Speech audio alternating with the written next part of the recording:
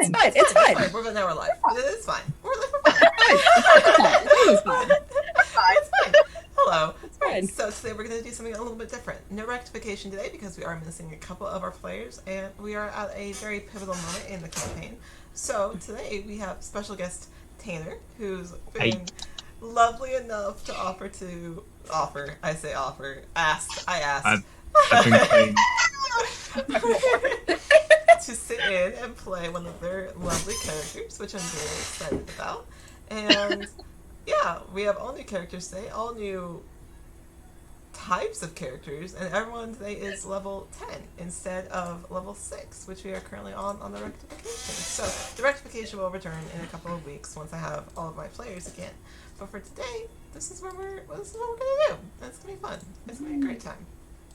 Yeah, so Tanner, since you're not normally here, where can we find you? Because you do other things besides this. You can find me Fridays at 2 p.m. Eastern at the Library of Lost Tales, where I DM a homebrew campaign with lots of drama and trauma.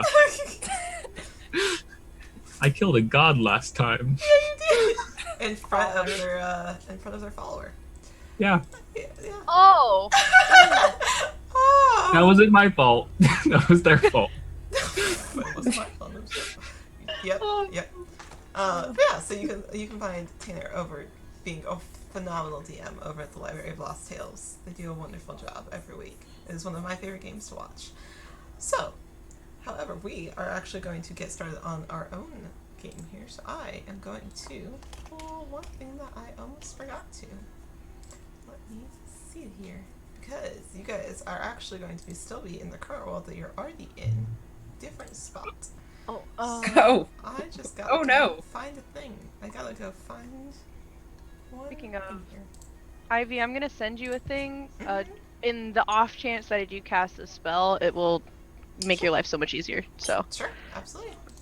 send that over to you. Please, and thank you. I'm still so impressed we all had hero forges made by the time we decided to do this one shot. You're like, oh, one shot? Okay, cool. Here's my hero Yeah. forge. Alright, cool. So yeah, tonight's game is going to be a little laid back, but that's okay. You all, let's see.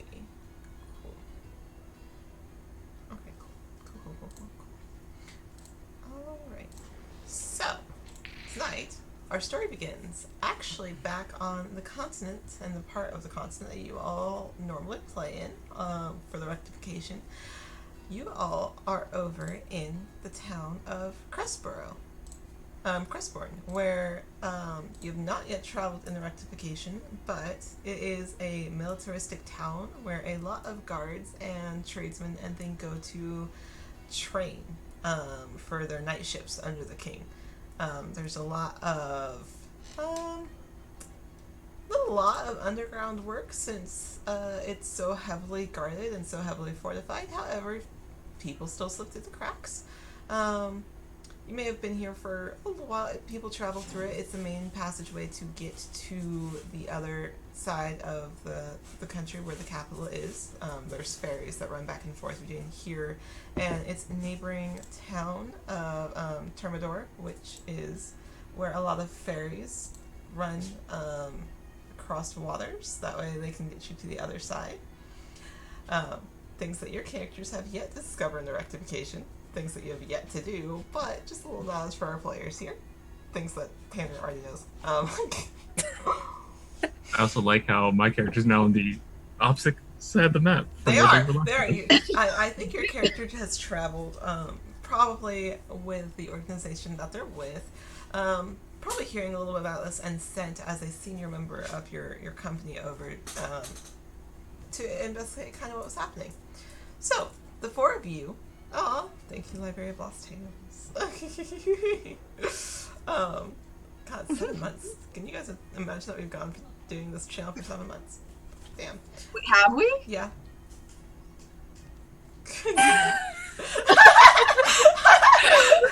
Your reaction? Mind blown. Give me a moment. when they're just like, oh yeah, we've been doing this for like a year. It's like, wait, what? Wait.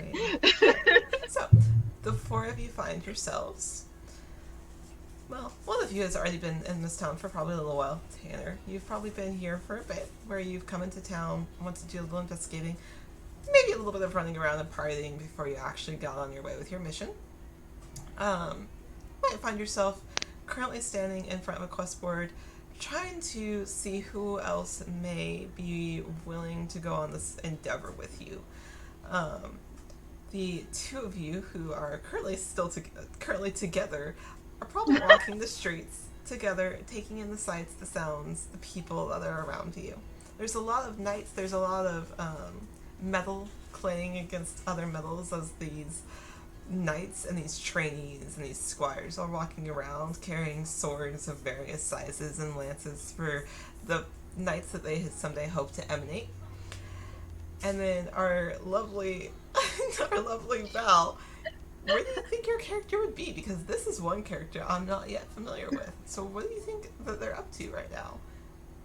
What time of day is it? It is midday. Okay. Wixney would be Wixney. Probably at this point she would have finished up her morning duties with whatever overnight tasks she had, and is now kind of like midday is her own time. So she's just kind of flouncing around town, looking at all the different shops and just kind of milling about. Okay. So as you're milling about, as you're flouncing around, just enjoying your free time where you don't have any responsibility at the moment, you do eventually come to a square that you're well familiar with. There's quite a few knights just standing around talking, enjoying also their days off. And you see a character that maybe you've seen a couple of times standing off to one side. Melody, do you want to introduce yourself? Melody is a female purple tiefling. I don't really know how to describe her. Long, curly black hair, spiraled horns, and she just has a rapier at her side. She's pretty nonchalantly at the moment. But this is somebody you're well familiar with. This is somebody that you maybe have seen recently in town, as there's not a lot of purple tieflings that seem to wander around. So it probably would have caught your eye at some point or another. Just as maybe a curiosity a little bit. They seem to be standing by the quest board that you've so grown accustomed to seeing adventurers of different levels and skills then go to acquire new quests at. And then our two lovely furbolgs probably are milling their way about. What are the two of you doing? Are you being cute? Are you walking around holding hands? What are you doing as you're walking around this town? It's a fairly large city. Well, for Aaron, can I describe Aaron really quick before we? Yeah, absolutely. You see, shoot, how tall are furbolgs normally? Tall. Like 7 feet. They're They're tall. like 7 foot. Yeah. My girl's like 7.5. I rolled it. Okay, so if you're 7.5, then I'd say I'm like maybe like a couple inches taller than him, than her. His antlers really make him a lot taller, but like if you subtract that, they're about the same height. He's a gray furbolg. He's got a little bit more of like he's got some like studded armor and not necessarily like armor per se, but it looks like leather padding. And if you were to look back into his history, he's actually a blacksmith. So this is more just like what he wears as a blacksmith, normal day to day. He carries a great axe, and he's got these large antlers and very kind eyes. And our lovely Abby, tell us a little about your girl. Sorry, I'm just fangirling so hard. Over your bay. My bae. Hathor is probably kind of like holding on to her boyfriend's arms just as they're walking around. She is a gray furbolg, big curly wavy hair that mostly covers her like drooping ears. She's got a gold septum piercing, a white patch around her mouth going down her chin and neck and to her chest and everything. She's got armor on, this scaled armor, but the scaling looks very much like metallic leaves. And around that, she's got like baggier not baggier, but like more comfortable kind of clothes, like tunics and looser pants and stuff like that, kind of just layering around there. a lot of warm colors in her clothes. Probably wearing some sort of flower crown, just being cutesy. Precious girl. Very precious, very cute. As we're walking through, Aaron will sometimes just sort of come around behind her, and will be walking behind her with his arms around her and just sort of being ridiculously cute to the point that it's gross. 100%. So as you're walking into this square of one part, like a very upscale part of the town, where a lot of tourists go, or just to enjoy a nice day out, you do see a very, it's not stoic, but very nonchalant tiefling. Something kind of odd, as tieflings aren't super common here, but you see them occasionally. And a goblin just kind of flouncing about, enjoying the day, same as you. Tanner, how often do you think people would see Melody? What do you think she's been up to in her time here? We'll say she's been here like a week and a half. Being here, she's probably like gone and fought some of the squires. Like, hey, I can help you like learn stuff. Like, she probably would have been like messing around with them, like pretending to lose in fights to them and such, make them feel more confident.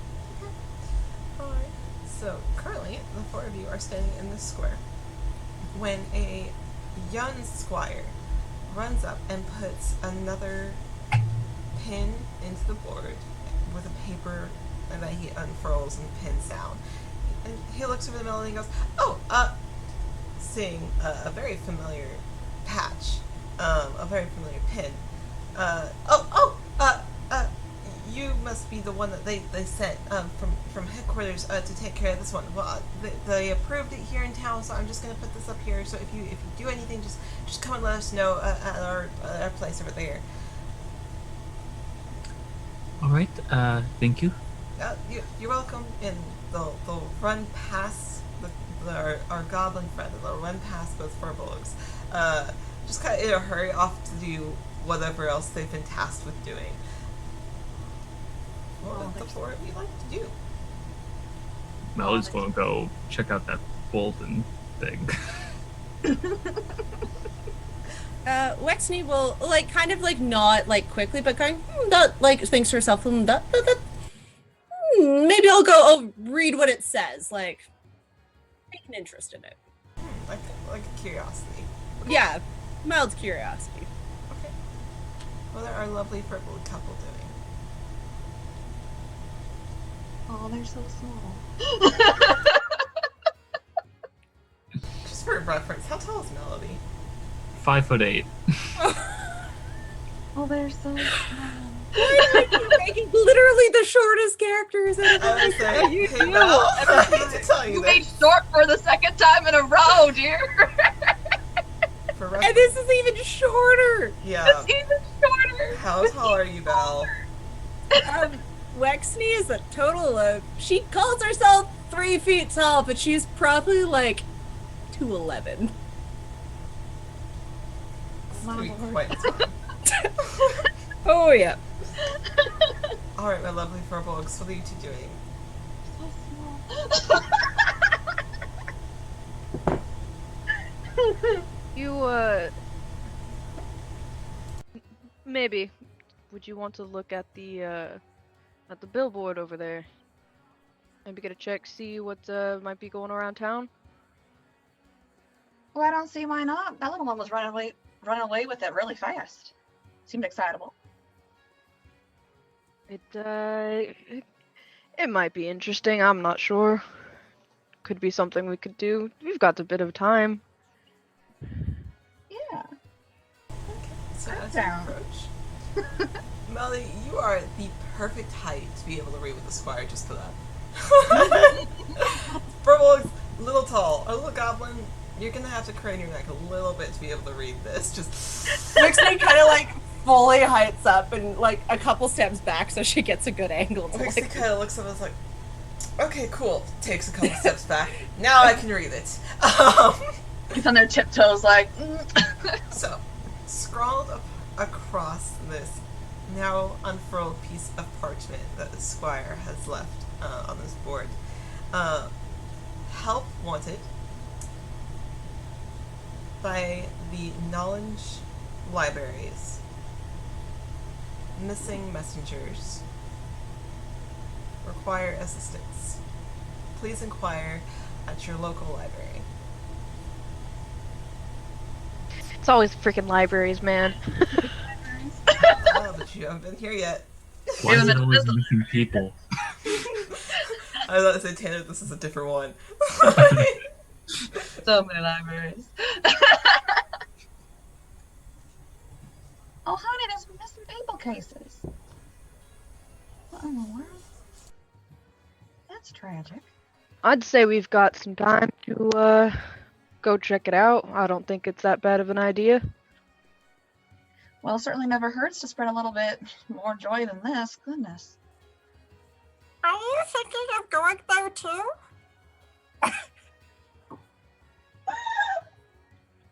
Oh no. Oh my god. I've Val, never you are seen my four favorite. people all at the same time cover their mouths. Oh! Oh dear. Okay. Alright, cool. I'm gonna focus on the question. I was too enthralled. What? Are you thinking of doing that quest? I think it's a mighty fine idea to go check it out. I was thinking I might do it too. I as well. Is it alright if I join you? Have I seen you around town? Perhaps. Do you fight with the squires sometimes? Yes, I do indeed. Ah, that's why I said you. Are you sure you're competent with your weapons? You seem to lose a lot. That is because I am pretending. I am boosting the confidence of the squares. Oh. I see. I get your logic. Well, that's sportsmanship of you. So I mean, if we're all interested, why not? at the very bottom in smaller letters, it'll say reward offered.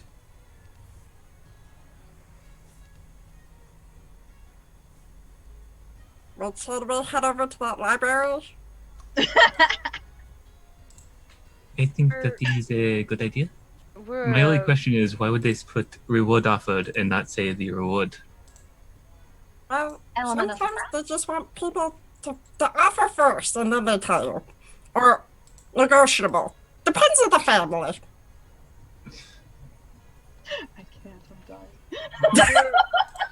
we're new in town and not exactly sure where the library is. Could you?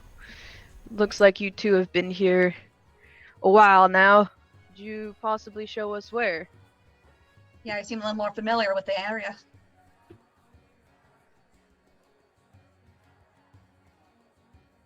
I myself have not visited the library. Wixney is thinking of if she's like walked past it or not. Is there anyone walking past at this point? Oh yeah, there's plenty of knights around.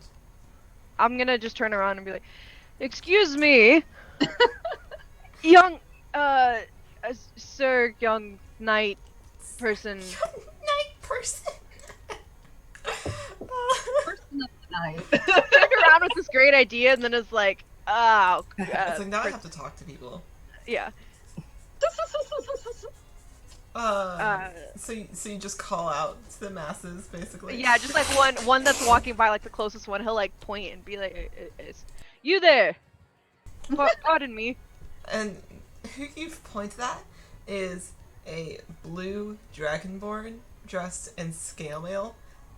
He's wearing the colors of the kingdom, and so he's dressed in these royal blues and like purples and golds. As he turns around, he's like, yes, as he looks up Because even though he's 6 foot himself, he still has to look up at the large fur-bulk man who's just called for them. And he'll stride over, carrying himself very regally, he's very sure and confident of himself. You may presume that this is somebody that's high-ranking as he walks there.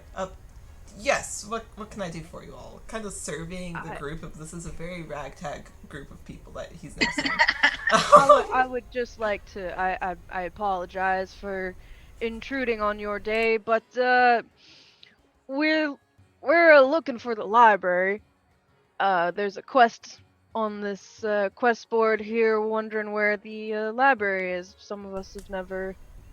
We're new here in town, and these two are never been to the library before. I was wondering if you could just point us in the right direction. Oh, sure, absolutely.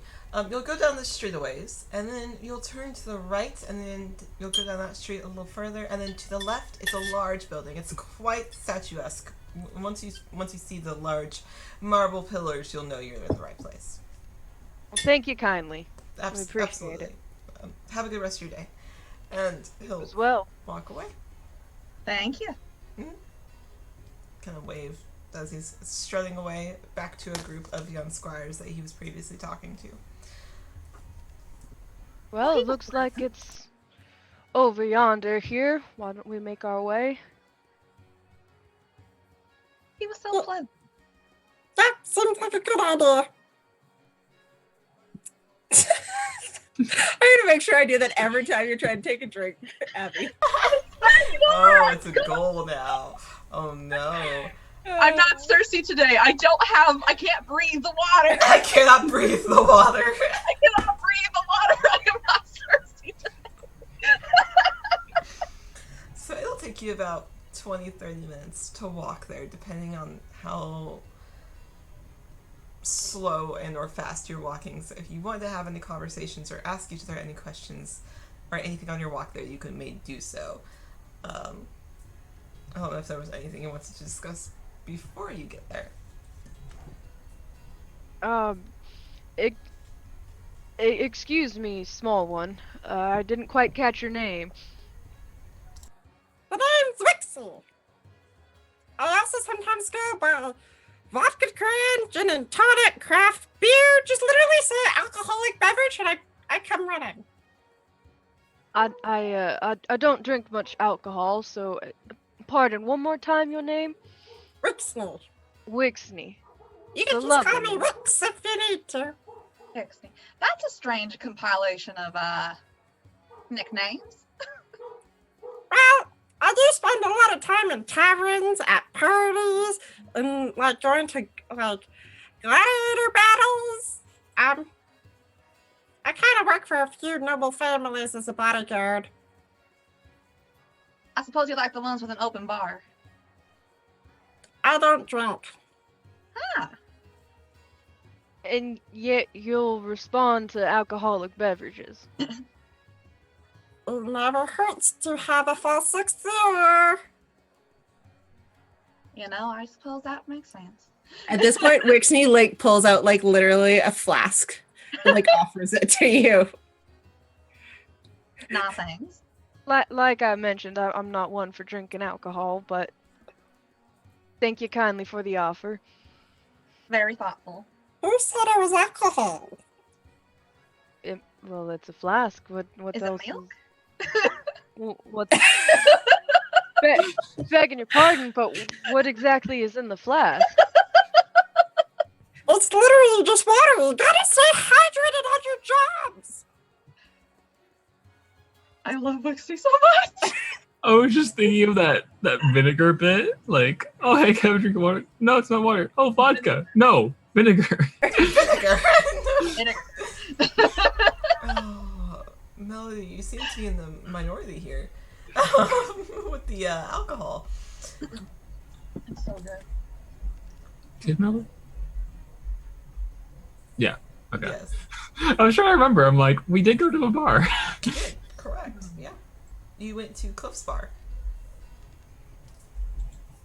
Ha ha ha. Took me a second. Oh my Oh. goodness. Dessert! Dessert! We know it's you. Stop. Oh my god. Your name might not say it's there, but we know it's you. Your name doesn't say it, but we know.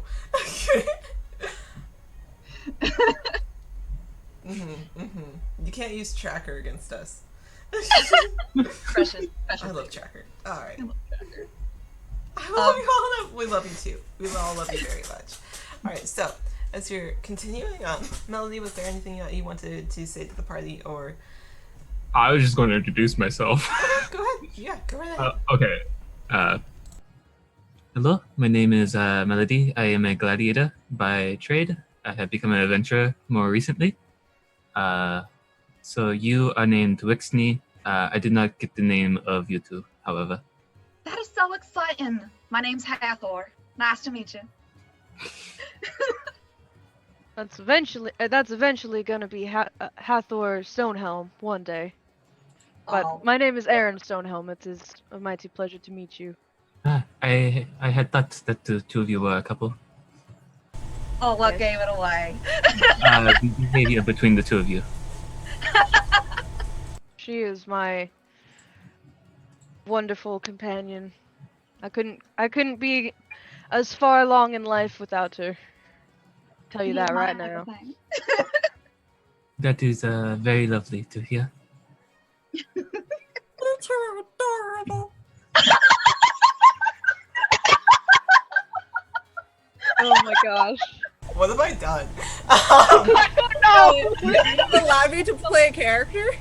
You're right. I love them. An I love accent in the learning. rectification, so this is what you're gonna get. Ooh, okay. All right. So eventually, as you're walking and having these conversations and introducing yourselves, you are able to find the library, which is a huge, picturesque building with marble spires out front, with marble staircases and two large wooden doors. It is a beautiful building that seems to have been well taken care of. The people of this town, even though they're knights, seem to very much value knowledge and learning, which may have something to do with all of the squires running around, a couple of them with books. So as you are approaching, there's a couple of knights, there's a couple of squires out walking around, but you're able to easily approach the library. You do so. Now are you going inside?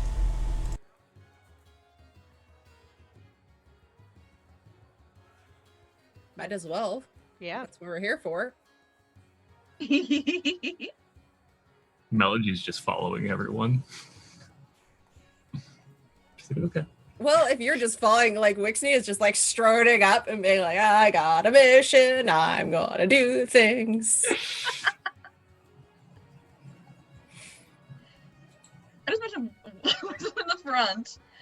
Purple's just watching in amazement. And then poor Melody comes in the background like, what the heck happened? Okay, so as you approach the library, you are able to open the doors. They're very large, but you're able to open them pretty easily for what they are. Maybe not Wixie. She might. Wix thinks she's opening the door, but there's just Aaron opening the door with like a finger. Oh yeah. She's oh, opening yeah. it all by herself. Full on. It's like, ooh, I'm so strong today. It's like, Oh, I'm strong. But you are able to open the door.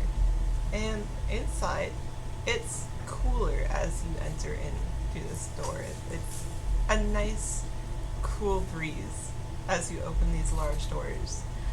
So you are surrounded by books of every shape, color, size. It even has a second story as you start looking up. It has a balcony.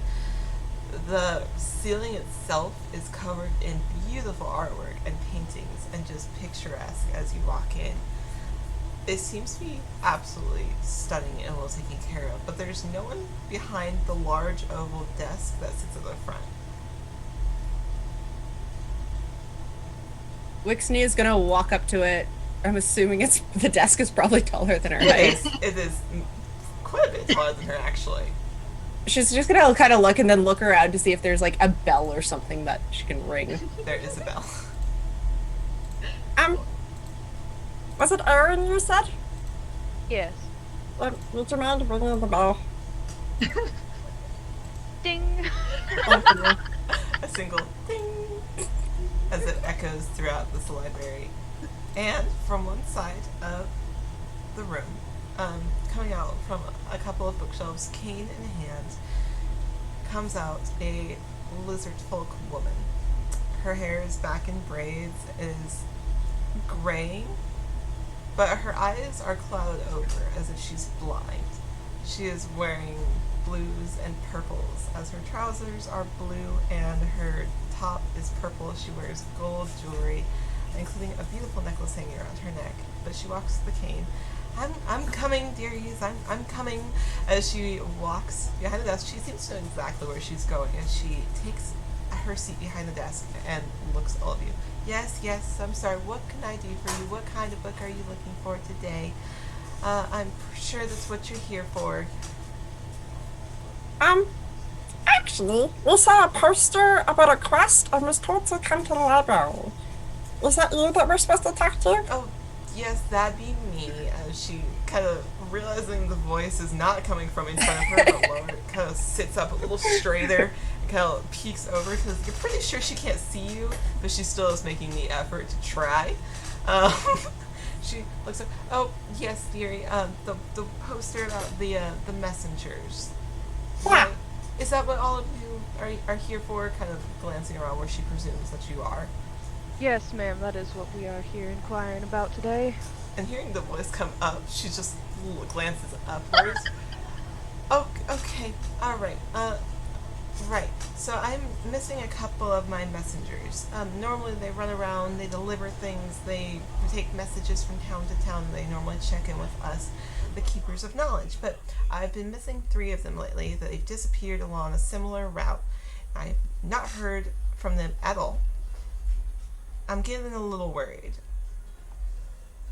How long ago did they Understandably so. disappear? Well, the youngest one disappeared 2 weeks ago. The other one that went on that trail after them disappeared like a week and a half ago, and then the last one was this week. So I'm just getting a little concerned. Understandable. So I'm just asking somebody to go see if they can find them, or just go along the trail, or whatever needs to happen, and just let me know if they're okay. What were they supposed to be delivering or picking up or whatever? I think they all had different magical items, as far as I'm aware. And none of them have checked in? None of them. They were supposed to check in at the next library in the next town over, but they haven't done it yet. And they all have little sending stones, but none of them have checked in with me either. That's not good. Is there any way that we can identify them? Oh, yes. So, we have Wendy, and she is a human. She's got red hair, she's very pretty, she's got freckles all over her face, and she was the first one that went missing. And then we have our second one, and his name was Dane, and he was a kobold, and he's purple. He's very small, but he's very cute. And his name's Dane. And then the last one was what was the last one? I'm trying to think. Oh, it was Serene. We sent Serene in, and they're a human as well, I think. Black hair, blue eyes, very pretty. Those are the 3 that I'm missing. Alright then, I guess we've got our job here written out for us. Where exactly was this a route that they were taking?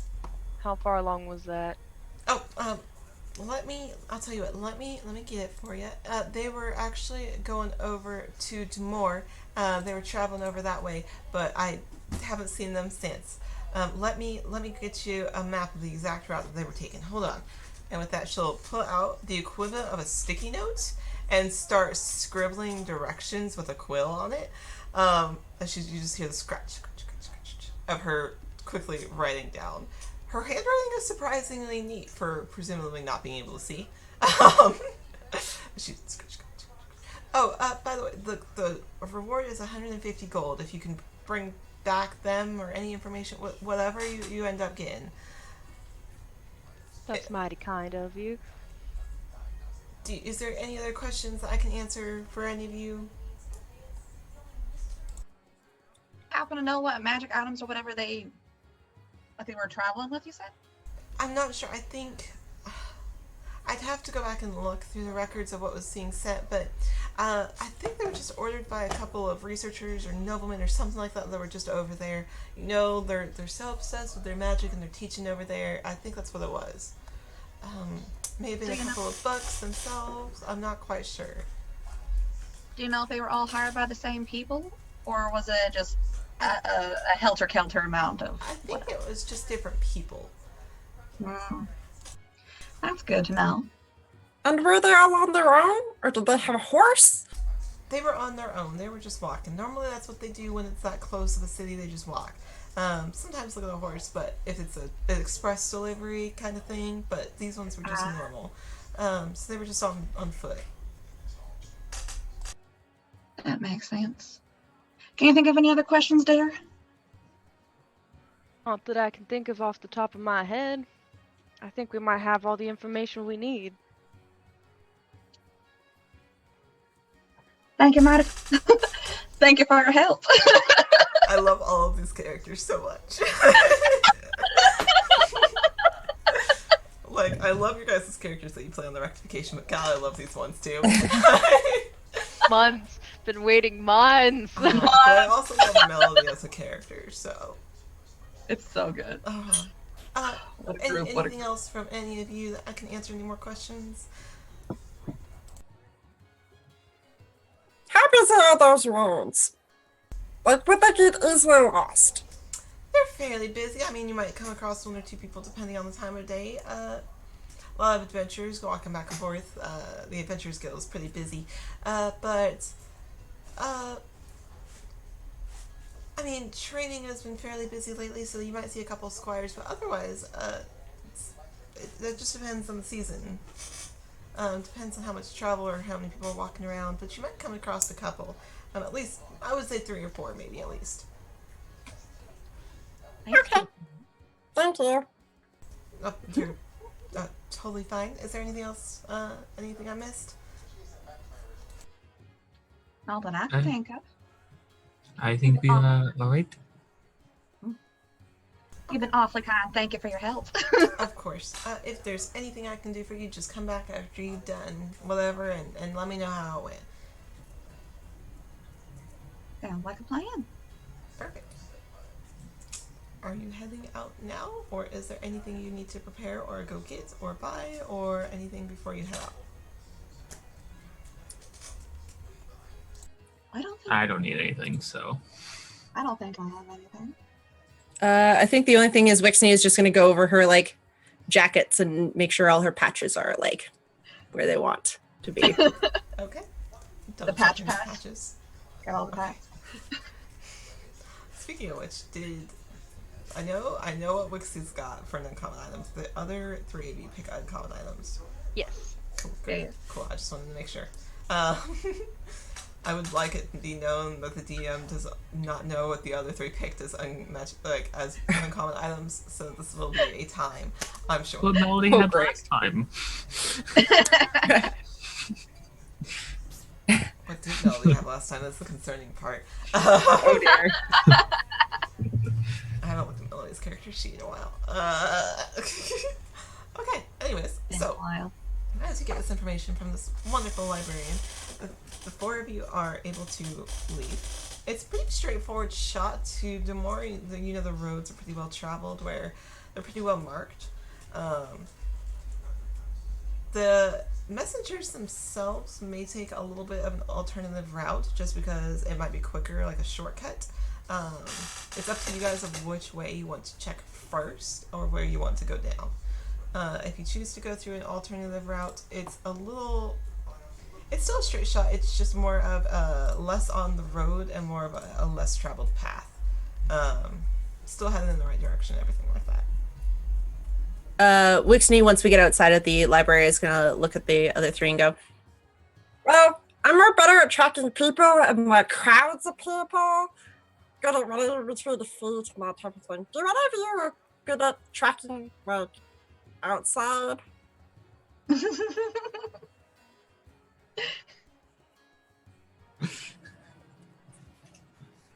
I'm not too keen on that, quite honestly. I think I might be able to track them down. I've gotten a few being a blacksmith, sometimes you have to find your own equipment and ingredients is the wrong word, but it's the word Materials? materials. Thank you, love. Thank you. He's very Sometimes you have to go competent at out. what he does. And sometimes you have to go out and search for your own things. So I think I might be able to help with that. How about it, He's Melody? How are you at tracking? I am not terrible. However, I'm not the very best at it either. Are you being modest? I do not believe so. I am much more insightful than I am with nature. You never know. With you saying that you let those squires win, you could just be a very modest person. Who knows? You will not know until you see. Can I insight check that? Yes. Yes, you may. 18. Ooh. Melody seems to not being specifically about like the tracking thing. Melody's not being modest about that. Okay, cool. I like how you said specifically. Yeah. Other things she might act modest about, but specifically the survival or the tracking and whatever. Like, Wixney just kind of like nods and goes, "Okay, I believe you." For now. Okay, who's taking point? Okay, great. I will. So I need you to roll me a survival check as you start headed off in the direction of the instructions that this lovely lizard folk woman has given you. Let me pull my calculator out because I did this in the one shot on Tuesday because my math is bad. Plus, that is 21. 21. He's so Great. competent. Yeah, you are doing. So far. As you start off, are you taking the well-traveled path, or are you going to branch out and take the one that's the least traveled? I think logically, he would presume that if they're on a mission, trying to, you could have me. There's an ant. um, like, obviously, if they're not thinking that they're like, oh, going into danger or whatever, and they have a mission, they're trying to send a message over, I think they would take the most direct route. So I would say going down the more traveled path. Okay, great. So you start off on the more traveled path. So you're all walking. It's a pretty straightforward path for the most part. Demore is not super far away, probably about a day's like a half a day's travel, depending how fast. A day's travel on foot, so you're about a day's away. As far as you know, a couple of you have traveled from different parts of the continent and seen a lot of different towns. You know about the distance of what this will be. Most of the time, you're aware that this road in particular is very well guarded, looked after because of where it leads to between a city of knowledge and a city of knights and training. It's awful quiet though. As you're walking, it's awful quiet. There doesn't seem to be a lot of traffic at the moment, which is a little odd as you're walking. While we're walking, I think Aaron would keep a lookout for anything off the side of the road, just as like a indicator to see if anything has happened off the side of the road or anything like that. Some sort of, say if there was mud, random foot tracks leading off of the main road and main path. Okay. Right. Is anybody else doing anything? Look around. Melody just says like, Why is it always missing people? That is what I am always hired to do. Why is it always missing people? You could branch out and start taking missing object questions, Dad. That is very true. Well, I mean, technically speaking, they were on a messenger mission about magical items, so technically it's not. It's not Too only the far people off. who are missing. It's a combo deal. A little bit of both. They're not half elves this time, Hannah. I just hope there's no spiders or crystals this time.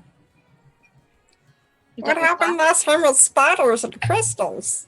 Some half elves were encased in crystals. familiar. Yeah. And this is why I played Melody. Weird. It's not like I tested it out on Tanner first. That explains a lot. As we're chatting, like Wixney is looking more up, like in the trees, at looking to see if there's like something in the trees, like birds or animals, or lack of. Okay. So as you guys are looking around, anybody who's kind of looking around or just keeping a general eye out, you guys can roll me a perception check. Keeping a general eye. I finally have good perception. Ooh. When your passive is way better than any of your rolls. Oh lord. 21 again. Ooh. 22. A lovely 6. Everything looks tall. Everything is tall.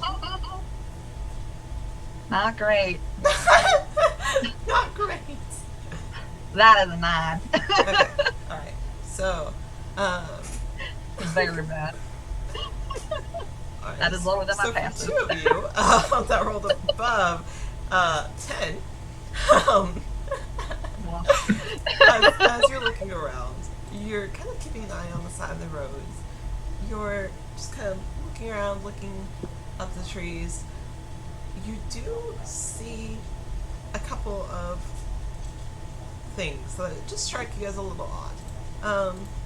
You are aware it hasn't rained in a few days, but there seems to be 2 puddles of a very odd color off to the side of the road ahead of you.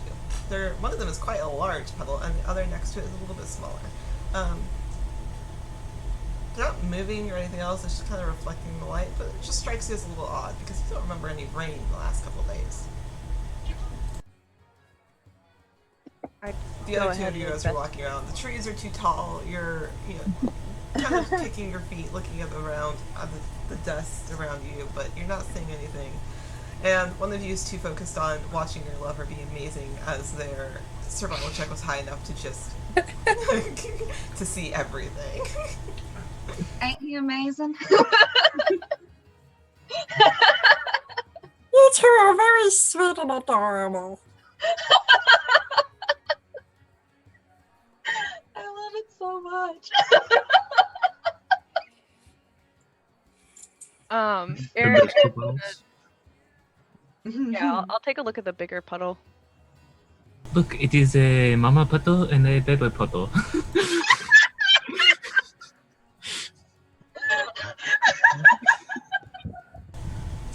Amazing. Such a great night, guys. This is a good night. Let's just hope these puddles aren't anything of a nefarious sort, and hopefully there's not any more of them. I think that would Melody be quite. just pulls out rapier, pokes the baby puddle. Why are we always poking things? I'd like I to don't wanna actually pick it up. inspect. I'd like to actually inspect the puddle and see if I notice anything, any weird smells coming off of How are it. you inspecting it? I have a good guess that it's not spiders or crystals. I'll like go down on one knee and just sort of inspect it, see if any of my like tracking nature skills that I've had points out anything interesting. Okay. Tanner's over here just like poke, poke, poke. Okay. Tanner, what's your AC? 18. That's what I thought. Okay, cool. That I remembered. All right. So let's see here. Don't be a mimic. Don't be a mimic. Not. It's not a mimic this time. But I do need to see. The Latin cube in No. the shape of a puddle. Very important to note that she said this time. This time. That's a threat. I recognize that as a threat. What? No. Okay, hold on. 18er, will you please have Melody take 8 points of acid damage? 8? 8. Oh my lord. Okay. I rolled low on damage, but that's okay. So as you poke it, a black inkiness comes out of this puddle and wraps itself around Melody's wrist as it just attempts to pull them down, as it sears your wrist a little bit. As you bend down to look at our lovely Furbolg, you just see off in the corner of your eye, as you see Melody just you hear that searing sound of just a sizzle as you bend down to look at this other puddle.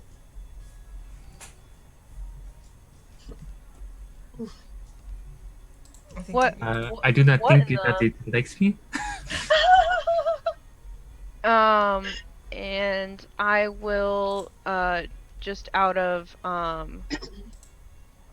like I don't know, just like out of instinct will try to oh gosh, I don't really have any good spells for this. I'm not used to playing a character that doesn't have that spell. Shoot. I guess he'll try to like go over there and just sort of like try to see if pulling Melody back will just like away from this weird oozing thing. Does it look like it's like a solid thing grasping, or does it look more like liquid? It's liquidy and oozy. Yeah, because I don't think cutting it's gonna do It's like anything. a slime-ish. Gross. Mhm. The black slime. So are you attempting to pull Melody back? Yeah. Okay, roll me a strength check. Trying to give a Can yank. I help? Well, no, 19 I'm not total. strong. I was gonna say, Melody, how would you help in that situation? Melody's not strong. Just flexes and the ooze falls off. What did you roll? 19. Ooh. Meets it, beats it. We rolled the same thing. Alright, so so as you kind of see off in the corner of your eye that Melody is like, I don't think it likes me, as you quickly grab Melody around the shoulders and the waist as you yank them back from it. This ooze breaks in the middle, and the small gelatinous ball that it is that kind of falls off of Melody's wrist and onto the ground, and then just kind of moves and bubbles there as it is trying to figure out what it's going to do next. If you all want to roll me initiative just for order's sake, I would appreciate it. For law and order. Got you. For law and order. For law and order. I need For law and order. yeah, notes here. Yeah. I need to roll its initiative. Okay, great, cool. Alright, if you want to put it in the chat, I will grab it. Ooh, look at you guys. We're doing well. I was gonna say, I did not roll well, so you guys, between Taylor and Abby, who has the higher dex? I have a +4, so Zero. okay. So Taylor goes I need to first. go first. Thank you. Thank you. After you. I feel so welcome. Oh my god. It sounds like it fits your character, Abby, very well. She'll be like, no, after you. No, after you. I insist. After you. I'm doing that, how my things rolled. Alright. Alright, so Melody, you are up first. Abby, you are on deck. You have been hauled backwards by our lovely Furbolg boy, and what would you like to do now? So there's just this little bubbling version of it on the Yep, ground. as well as the petals that are currently in front of you.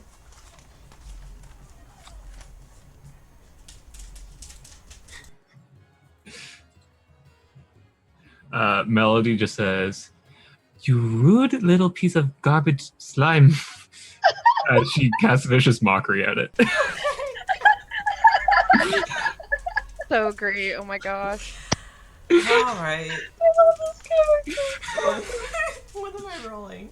It's a wisdom saving throw. No, that's what I thought. I just wanted to make sure. DC 17. Okay. Oh, okay. Well, that's an 11. So I'm gonna say Okay. it fails. Which one are you? Are you yelling this at? The small one? It's the little one that fell off my arm. Okay. It's 4 points of psychic damage. 4 points of psychic damage. And it has disadvantage on the next attack roll it makes. Okay, great. God damn it. Oh, okay, cool. Cool. all she's doing. She's upset with it. She's upset with it. Okay. She sounds very French right now. Yes, she is. All right, our lovely Furbolg. What you doing now, Abby? You just watched Melody get seared and then yell at the slime. Just like yelling at this Yeah, you blob. look over and this little gelatinous ball of black ooze is just getting yelled at and taunted by Melody. And Melody's like, "You rude piece of garbage." She might have slipped into Infernal for a few of the words, like. So it's like a weird French infernal mix. in Frenchel. Infernal.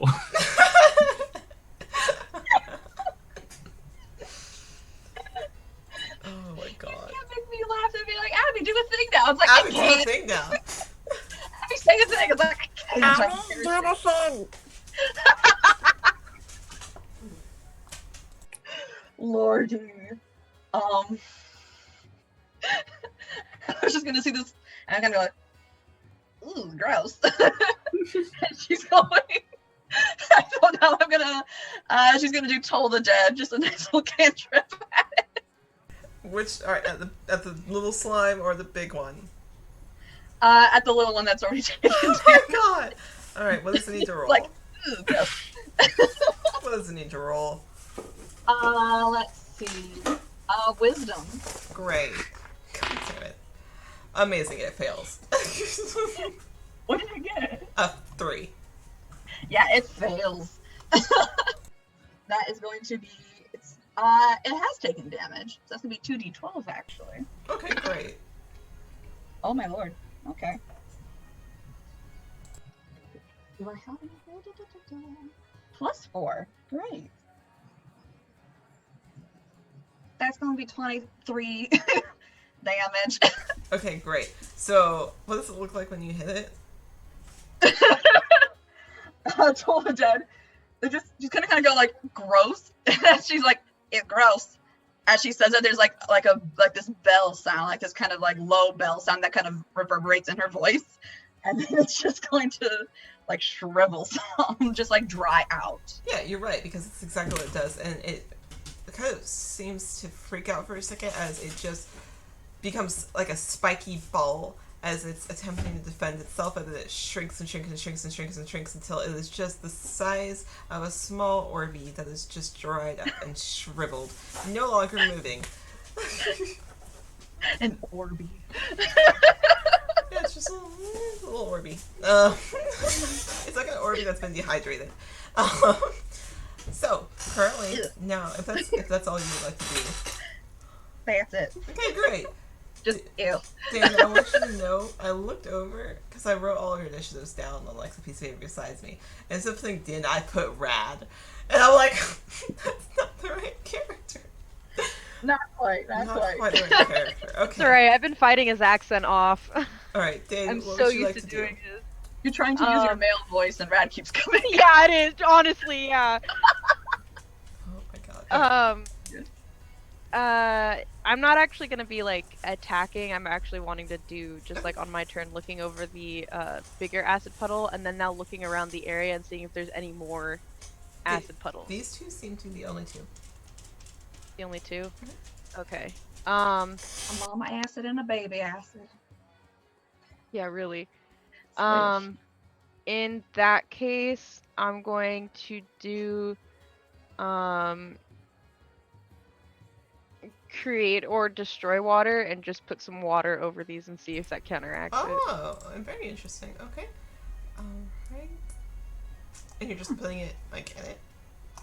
Yeah, create water. You create up to 10 gallons of clean water within range in an open container. Alternatively, the water falls as rain in a 30-foot cube within range, extinguishing exposed flames. But just seeing, you know, he's got some sort of a sciencey brain because, you know, blacksmithing, and he's like, oh, Right. acid. Right. Needs a base. Water, sure. Okay. Sure. So Oh, as he's so smart. Basically, like a small little rain cloud forms just above the puddles, and it just starts raining on them and seeing if it does anything. So it starts raining into this puddle. And as you watch the little beads of water bounce against it and shed and bounce again. This puddle seems to enlarge as it gets a little bit bigger and connects to the smaller puddle next to it, and now you have an even larger puddle. They are no longer mama and baby. Oh no. Well, that's the opposite reaction of what I was trying to do. It was a good try. It's just really gross. Hey, but we only have one target now rather than two. There's that. I was Okay. it wasn't necessarily unsuccessful. Is there anything else you'd like to do? No, he's not really sure what to do with the situation because he doesn't understand really. Our lovely goblin gal, if you will, please tell what you'd like to do, if anything. Well, noticing that the puddles got larger, and in her brain, she's like, well, I don't want anyone coming across this and getting hurt. What you thought was her walking stick is actually her quarterstaff, and she is just going to go up and full baseball swing. One-handed baseball swing at the now larger thing. The larger puddle. Larger puddle. Okay. Roll So. me an attack roll. That will say be- The DC is not high. Well, I still got a 26 on that. Oh, Jesus. Oh. Did you roll a nat 20? No. Oh, damn. Okay. Bet. Alright, so, monks. Monk, so that's attack number 1. Okay, great. How much damage are you dealing? So that's 8 damage. Okay, 8 damage. Great. And then I get my second attack Correct. with the quarterstaff. Right. That will be a 18 Yes, that also hits. Oh my god. for another 7 damage, and then I'm using my bonus action for my unarmed strike. Mm-hmm. 22 for another 8 damage. Okay, great. Yeah, all of those hit, all of that deals damage.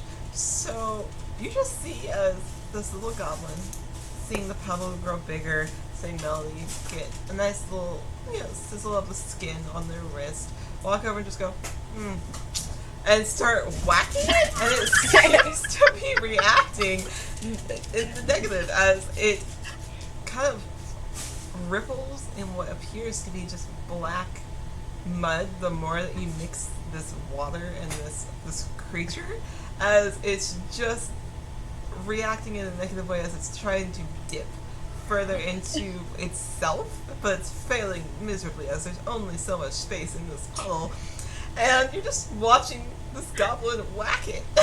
This is the weirdest encounter. I love it.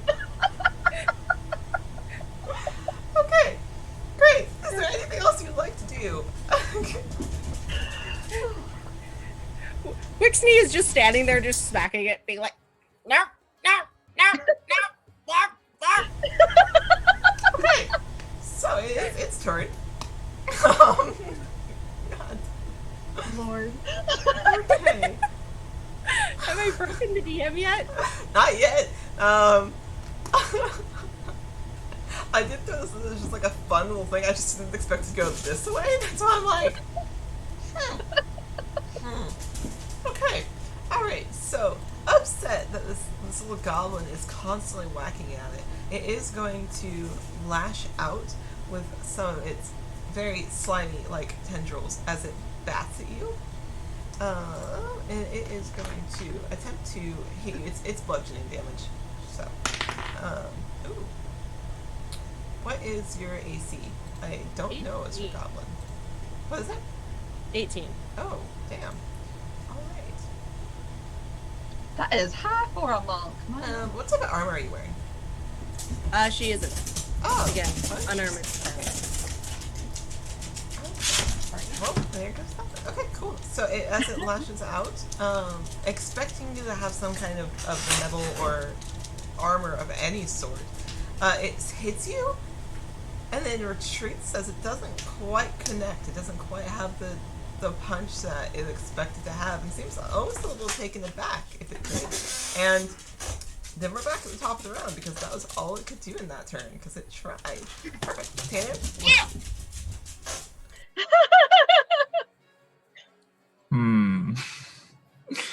So I should see Wixney Yeah, literally beating it to death. Very well. Let's do this. And she's just going to pull out her rapier and stab it twice. Roll me an attack roll, please.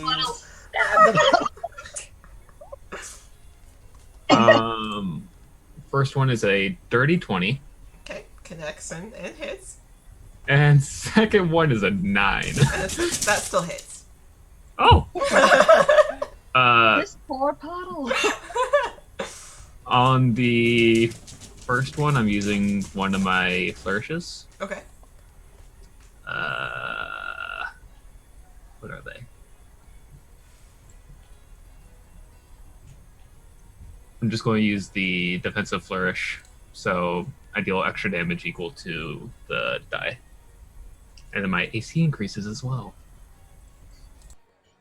Alright, so how much damage is my little puddle taking? First hit Well, now large puddle. is... First hit is 18 points of damage, Okay. and second one is 10. And it's all piercing damage. Okay. And you're hitting it with your dagger or your rapier? Rapier. Okay. So I poke. Stab, stab. What's Stab. up with you guys? What's up with my parties always poking things? Alright. At least there's not like a little bee to go to another realm that someone's just sitting there squishing for half an hour. Hey, I didn't poke anything. All I did was pick it up. Squish. Alright, so Melody, as you have now poked this puddle now 3 times, you do notice that after you've dealt quite a bit of damage and it shrivels a little in size as you're poking it and seems to be retreating in a way, you do notice a little bit of corrosion and rust on your rapier. Oh no. Oh no. But if that's everything that you'd like to do, you did deal quite a chunk of damage, and it is retreating it into itself. Yeah, that's all she'll do. Next is our lovely furball gal. Ew, I don't want to touch it. You don't want to touch it. I don't want to touch it. It's the accent for me. I don't want to touch it. Ew. Nah. You can't get Oh, those I'm hands gonna ready. do. She's gonna do Toll the Dead again Okay. I will because make she it. doesn't want to touch I it. don't want to touch it. Once again, it fails. Awesome. Let's see. Math. It'll be 16 necrotic. Jeez. Okay. Just looking like, no. No, thank you. No, thank you. It's just like, no. As you see it No, thank shrink, and you use your Toll of the Dead as that very subtle bell toll. It just kind of rings in near it. You're not quite sure if that has ears, so it just kind of rings near it, and it seems to shrivel just that much more. It's getting smaller and smaller, and now is the size of that original baby puddle that you originally saw. Din, what would you like to do? Gross.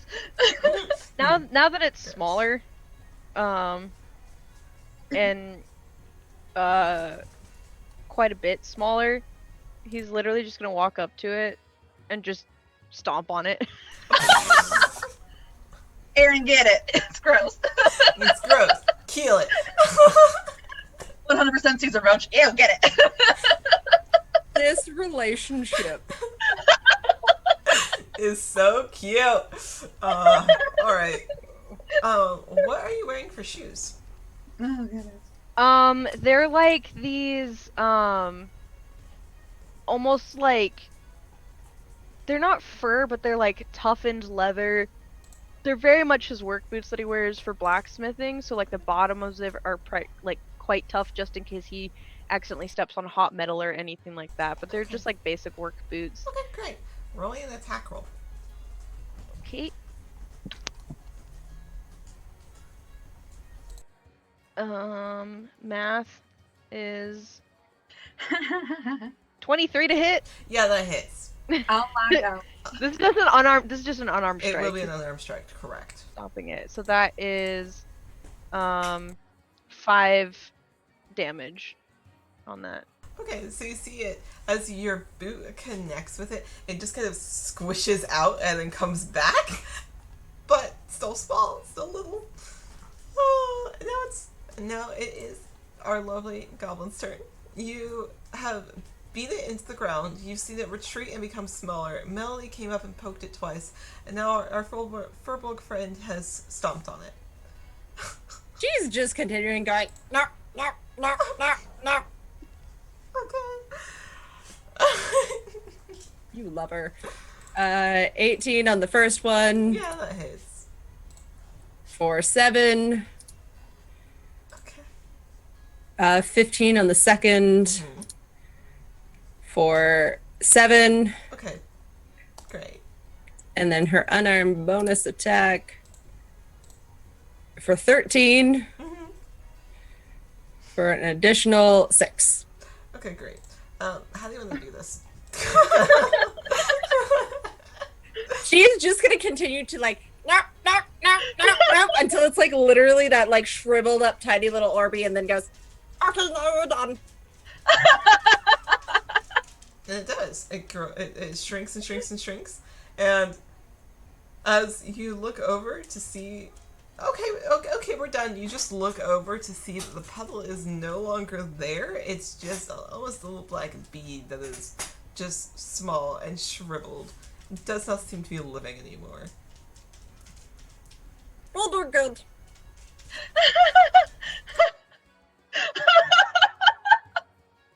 Okay, Aaron. You can go back to looking for the missing people now. I'd much appreciate me doing that. This was a bit of a interesting encounter, to say the Melody, least. are you okay? I am fine. You did a very good job. Thank you. What I Sometimes you just gotta hit them with a stick until they understand. Wise Hey. word. I should try that next time. Yeah, Um, cooking it 50-50. I'm gonna go over to Hathor and just sort of like nudge her like head and be like, you know, every time you cast that spell instead of a regular bell, I start hearing wedding bells. Just saying. You're You too two sweet. are too cute. Darla, did your shoes get hurt by the gross? Well, I'm think they're By fine. the gross. Did your By the shoes gross. get hurt by the gross? Somebody clip that, please. I'll put it in the Discord later. I'm sure they're fine. You know me. I step on hot coals, metal, acid from That's true. those super fancy knives that I've been making. That's I'm sure true. they're fine. Oh my god. Your boots are fine. You don't Would notice I any damage on the outside. Would I be able to help the rust on Melody's sword What with would you like mending? to try? I'd like to try mending. I don't know if that would do anything. I'll tell you what, roll me a D100 and we'll see. A D100? Yeah. We'll go off percentile to see how well your mending can get the rust off. I'm not a blacksmith like my sweetie, but you know, I can try. I think I have that. Hold on, let me see what I have for my spell list. That would be 30. Not great. Okay. So yeah, as you walk up, Melody's holding her sword, kind of looking at the little bit of rust that's now on it, from poking it. You kind of run your hands not on the blade but above it. You notice a little bit of the rust is able to fall off of it and mend itself, but you do see still quite a bit of what was left there. But you didn't do a bad job. Here, darling, let me try something, and I'll do lesser restoration. Okay. You know what? I'm gonna give it to you because I don't think I've ever had anybody use lesser restoration on a weapon before. I am a blacksmith. Yeah, I was gonna say, and you're a blacksmith, so you know what? Yeah, I'll let you have it. So as you walk up, you're like, here, sweetie, let me help you. Like, you did a good job, but let me help you. I'm basically taking like the spell of it curing, like he's tweaked his to explain why it would. Oh, yeah, go for it. He's tweaked that spell a little bit into fixing ailments on metals, like anything that's damaging, or like say the edge getting a slight roll or slight edge damage on something. He's sort of tweaked his magic a bit in order to enhance his ability as a blacksmith. Yeah. So you come up here like, here, sweetie, like you did a good job. Let me show you, and you are able to basically do the same, run your hands over it, and Melody, you watch as it just is good as new. Any damages that were previously put on it from other combats, any other fights, gone. This blade is pristine. You made it shinier than it was. Thank you very much. He's very Of course, impressive. I got a mighty knack for blacksmithing and whatnot. It's quite my trade. It's actually a family trade of ours. That is very impressive. Yes, he is. You too. Well, shall we get on with finding peeps? Yeah, I'd say we should start looking around again, So, seeing if anything else. I just hope that they were not eaten by this acid. Would Wixie have any idea what this thing was? yeah, if you want to roll me a history check, any of you, we can see what you can recall about it. I'll be honest, this is a modified version of this, but you're able to figure out maybe what it was. Yes, Melody, what did you roll? Amazing. And that one for a total of 3. Cool. Oh, Cool. thankfully I rolled a 17. 17? Well, My lovely furboy couple, are you rolling? No? history's not her strong point. Alright, so I was gonna try and roll, and then I was like, I'm not proficient in that. Never mind. so the one person who was able to realize what this was, probably because you got a close-up look at it as you were beating it with a stick, you're thinking back as to what encounters you may have had in the past or heard other adventurers talking about when you were on other missions. And you realize that this is something that's dubbed black pudding, but this one seemed a little odd. It is a little bit modified by myself because normally they are level 4. You guys are a little above that. I still kept it pretty low level. So, Wixie will voice being like, Yeah, I think that was black pudding, but not the type you serve at events. There's more than one type of pudding? There's multiple types of pudding.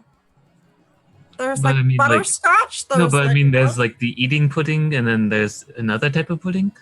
No, I've heard of blood pudding before, but black pudding sounds a little bit. black pudding was the thing I beat.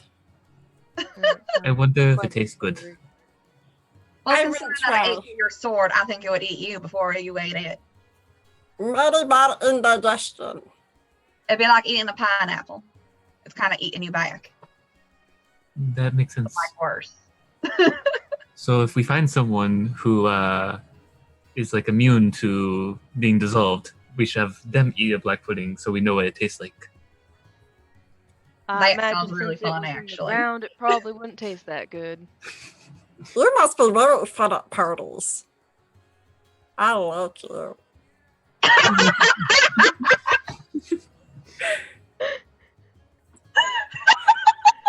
I gotta know about does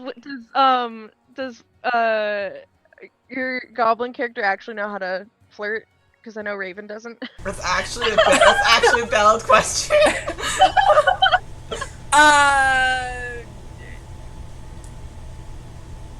It's an attempt of flirting. She's good at parties and basically doing like the superficial commentary. Anything deep, no, she is not good at. But superficial, she is fantastic at. Cool. We love that. No, Yeah. no. She can talk to you about the weather, about whatever current event is currently going on at the most superficial level. Nice. Cool. Nice. Good to know. Okay, great. Yeah. So, Awesome. as you continue down this road after dealing with a very strange type of pudding that you don't eat, you do pass somebody on the road. they're a tall, very they're basically a pretty boy as they're walking past. It's a very tall, blonde, blue-eyed elf. He is bearing a messenger bag around his shoulder that's slung down. He's wearing some traveler's clothes, very basic brown tunic, brown pants, and boots, and he waves at you as he walks by. Doesn't he? Excuse me. Yes? Yes, as he looks down. Oh, are you a messenger for one of the libraries? No? Have you seen? And she like pulls out a list and she's like, Where did I put? There was names. There's the names. A human, red-haired, named Wendy. A cobalt that's purple, named Dane. Or a human with black hair and blue eyes, named Sienna. Or Serene? I believe it is. I can't do that. Serene. There it is. Serene, yes. No, I can't say I have. Have you seen anyone else on the road? Just you guys. And do you travel it frequently? Occasionally. And you haven't seen any of those? No? Okay. Have you heard of any disappearances while traveling this road? Disappearances? Not that I can recall. Well, alright then, I don't have any more questions. Do any of y'all have any more questions? man, a few words. I love Abby dying in the corner. If there's nothing else, I'll be on my way. Apologies for taking up your time. Totally fine. And he'll keep walking. Be careful of black puddings. What? Yes, do not eat the black this- pudding. What? What? Not the kind to eat. What do you mean black pudding? Oh, there's some black pudding on the side of the road. Oh, you Like know, the look, oozy yippee kind, not the eating kind. Right. It's a puddle of acid. You haven't seen any puddles of, like, black goop? No? Okay. oh, that's good. Oh, okay. He'll just keep walking. Safe travel. Thanks. Be safe. Do not get attacked. I was like, I have no other questions, and that's like Wixney's like being like, ah, go. Okay, bye. Why are we so bad at this? Okay, alright. And he's gonna keep walking. Great. Okay, so as you continue, I want you all to roll investigation. Investigation. Oh, come on! The one time I'm not good at investigation. Sorry. I'm never good at investigation. Oh god, that was terrible. 13. 8. 8. Okay, Bye. y'all. What did you roll? Jen, what did you roll? 8. If it was perception, it'd be different. Investigation, No! not so much. Because he's wisdom, not intelligence. He's the opposite of rad. Oh, Abby, what'd you get? 10? Okay, great. God damn it. Alright, so. So bad.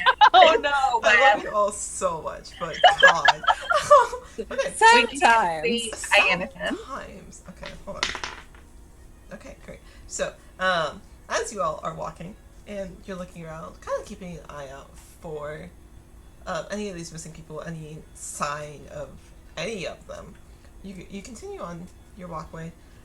You do see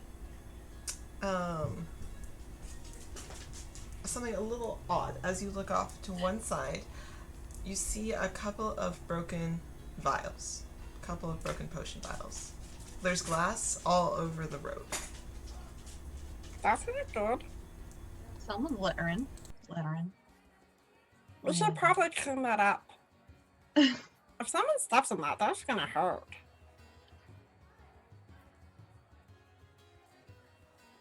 Is there any like labels on like the broken bits of No, glass? you're fine. They look like they fell from a pretty decent height, like very violently. It doesn't look like you're seeing anything of what they may have been, but as you're expecting closer, you can roll me an investigation check again if you'd like, to kind of see if you can see any liquid or anything left. 9. Okay. You're pretty familiar with these though, so as you're looking, you realize these are health potions. They seem to be potions of greater healing, so not cheap. Guys, I just smashed on the ground. how much is a greater healing potion again? It's quite expensive, right?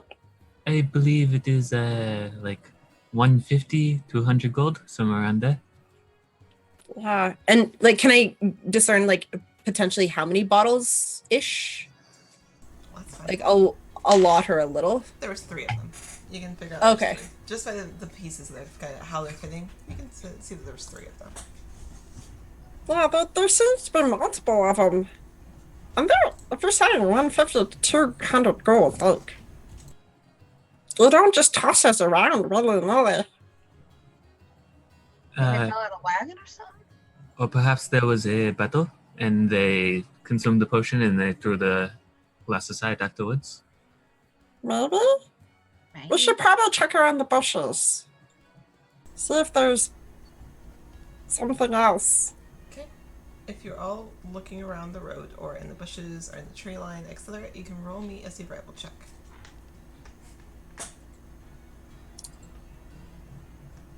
Survival check? What the heck? 21 again.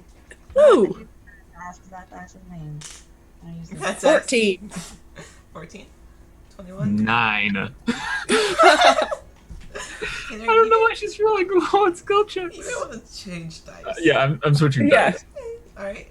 Abby? I'm not using this dice again. What did you roll? That's a that would be a 6. Okay. So the 2 of you who rolled above It's so 10, bad. because apparently that's just our trend tonight, is that 2 people have to roll above 10 and 2 under. As you both are looking around, one of you is a little closer to the ground and able to look around in the bushes. You do see quite a weird array of footprints, like a lot of movement, but you see something that seems to have been on all 4s. You don't see just the footprints of a humanoid, you see something additional. Talons and paw prints, almost. As you're looking around. Not horse, not like hoof prints at all. No hoof prints. And then, as you're looking around, you see this, but you also are noticing little things like broken branches in the trees of where somebody may have run through. You're noticing little shards of glass that may have been following them as they threw down those potion bottles or whatever may have happened here that kind of trailed off as they may have ran through them. But you're just seeing little broken branches, you're seeing pieces of grass pushed down as you're kind of just watching and kind of starting to piece together that, yeah, maybe this was a battle that happened here, but you can't quite discern what it was. I'm not entirely sure what happened around here, but it looks like something trailed off further down into the forest over here. Perhaps we should follow it? Yeah, I got both footprints, some paw prints, and maybe some talons. So 3 things, or like a shapeshifter, or a druid. Probably 2 things. Could the talons have been the kobold? Do they look the size of a kobold, or do they look larger than that? Wixney is now going to like really inspect this to see if she can actually discern what they are. Okay. So as you're inspecting it, you look a little closer. Just kind of leaning in and looking at it. They don't look like anything you've seen before. They don't look familiar. They most would resemble a wolf print, but these are bigger than that.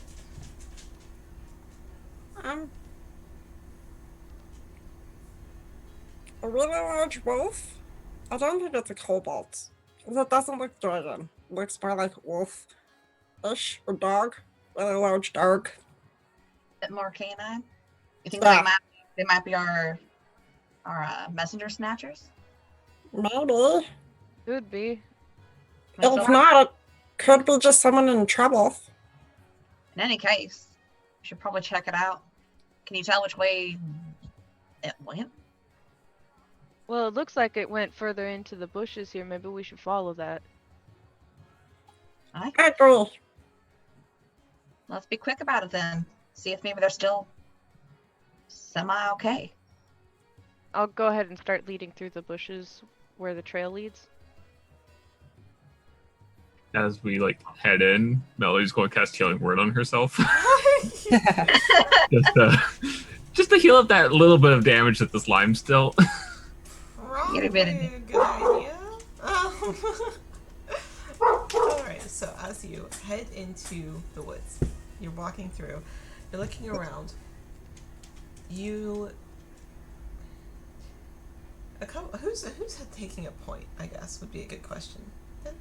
Then, so as you're walking through, kind of making sure that everything around you is safe enough for your loved one who's behind you following. You're looking That around. me.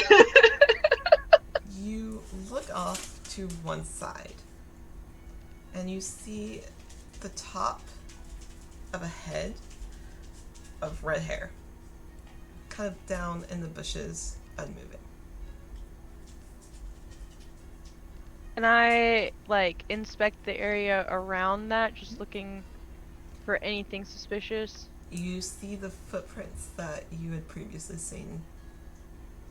Your perception check was high enough when you were looking that you've been able to follow them for a decent ways. You do see those same footprints with those same talons in this area. I'll head on over. I think I found one of them. Wixney, what was the name of the redhead?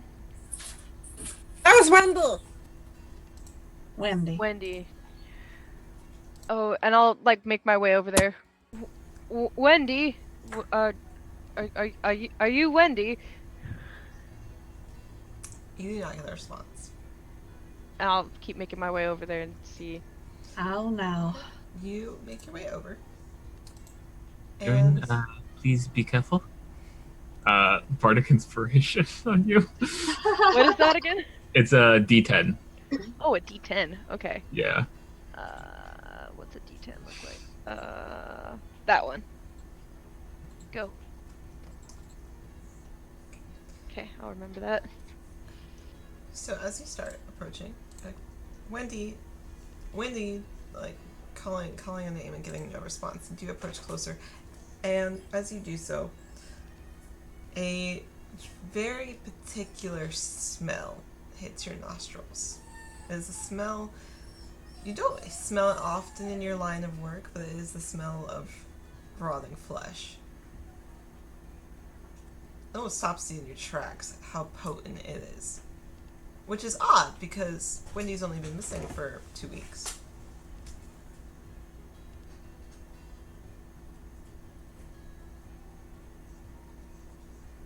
I'll stop in my tracks and sort of put a hand up, mostly towards Hatham, and be like, I wouldn't continue over here if I were you.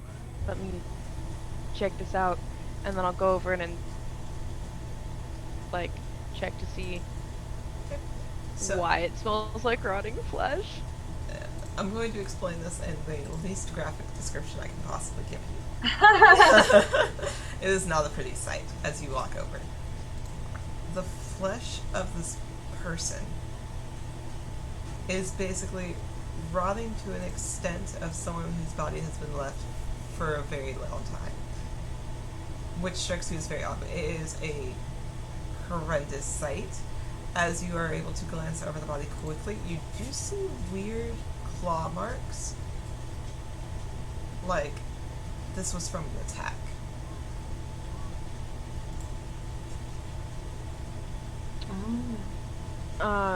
I'm going to really quick, like, because I'm not gonna move Right. or anything. I'm just gonna druid craft like a moss or thing just growing over her, just to let the earth do its job, basically. When did I turn it? When did I turn into Coraline? No, shoot, what's his name? On Caduceus? Yeah, Yeah, turn I it was into also Caduceus. That's pretty Caduceus. Yeah. and I'll just sort of let my druidcraft come over, and then I'll walk back over to the group. Sure. It takes only a few minutes as this moss slowly starts creeping over the remains of what once was Windy. As you just have the moss gradually fold over the body of what's left of it, and small mossy flowers start blooming over what's left. It covers a lot of the smell. You've done a good job. And you look around as you're walking back, you kind of glance at your feet, like knowing that now you're going to have to go and explain maybe what happened or what you presume happened to Wendy. You look over and you do see a messenger bag off to one side. It seems it's fallen to the wayside in the bushes itself. I'll go ahead and pick it up. It's got a couple of bloody spots on it, but otherwise intact. I won't inspect it yet till I go back to the group. Sure. So you take it back to the group. Was that her? Wendy will not be returning with us. The peculiarity of it is that she's only been missing for about 2 weeks now, but the way that her body was seems as if she's been long since passed for a lot longer than 2 weeks. And from what I could see from it, it might have looked like she was attacked by that clawed thing that we saw the tracks of. So I'm beginning to think that this might be connected with those footprints we saw a little bit earlier. What kind of decay in that way? Was it like dried out? Was she more like Magical? acid burned? Like, could you tell the reason why she looked that way? I honestly couldn't tell. It Hmm. just looks. Did you find a bag? Yeah, I found this bag along the bushes a little ways away, but I haven't looked in it yet. You Not returned her really. to the earth? Yes, I've learned Well- enough from you that that was the right thing to be doing. It's Do you unfortunate want that me the to- call of her life came a little early. do you want me to look through the bag? If you're giving Well- some hints. I'll go ahead. Poisons and stuff just in case. Give Wixney the bag. Wixney will like kind of sit on the ground and like basically do it do a quick inspection to make sure that it doesn't seem like there's any like traps or anything. No traps. You don't see anything in it, or Okay. anything like of that sort in it. You Yeah. are able to feel that there's a couple of items inside. So she'll open up the flap to kind of look inside and see what's in the bag. So as you open up, there's 3 things currently inside of this particular bag. You find a potion of climbing, a lock of trickery, and a horn of silent alarms.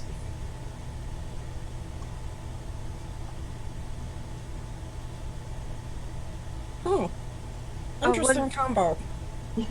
I wonder if these were the magic items that were supposed to be returned back to the library. Would Wixney know what price range any of these items would be? They're not cheap. They're pretty expensive. Okay. I would have to pull the actual gold amounts, but they're not cheap. Okay, that's all she's looking for is whether these are like common versus like Not really. someone has money. Probably the cheapest thing would be the lock, Yeah. Oh, Yeah. got it.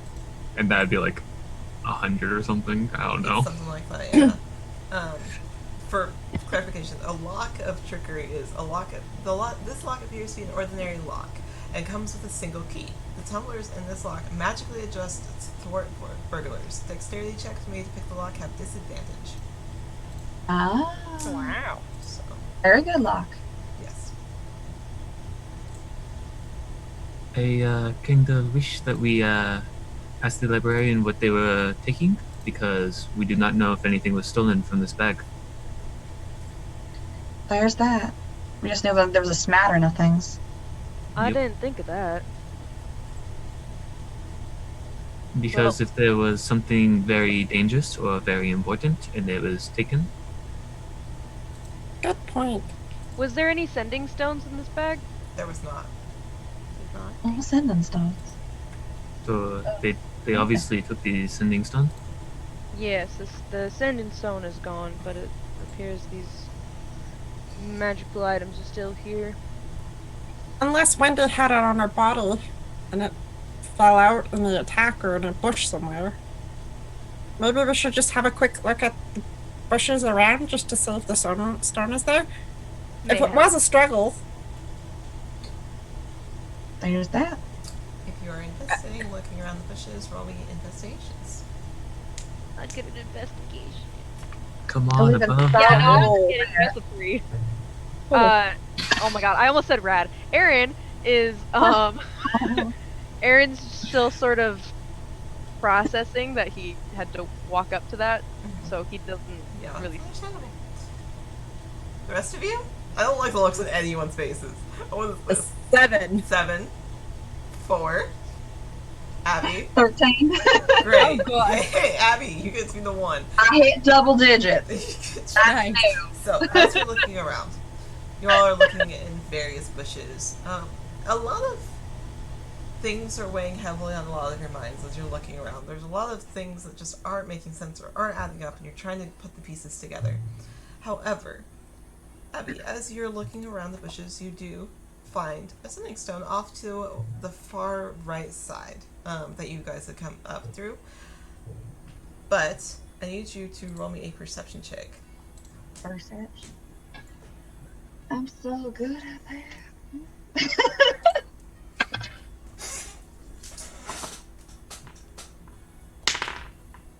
We're having rough numbers tonight, guys. Oh dear. That's a 7. Oh dear. What you don't hear is the sound of rustling in front of you, as when you come back up with that sending stone in your hand, there's a creature that you have never seen in front of you, standing there, on all fours, ready to pounce as a large, singular green eyeball stares dead at you. Yeah. That's where we're going to take a break, because we are almost at the 2 hour marks. Oh. So, we'll be back in like 10-15 minutes. We're all going to get up, stretch our legs, get something to drink, and then we're going to figure out what happened to the other 2. So, we'll be back. So mad.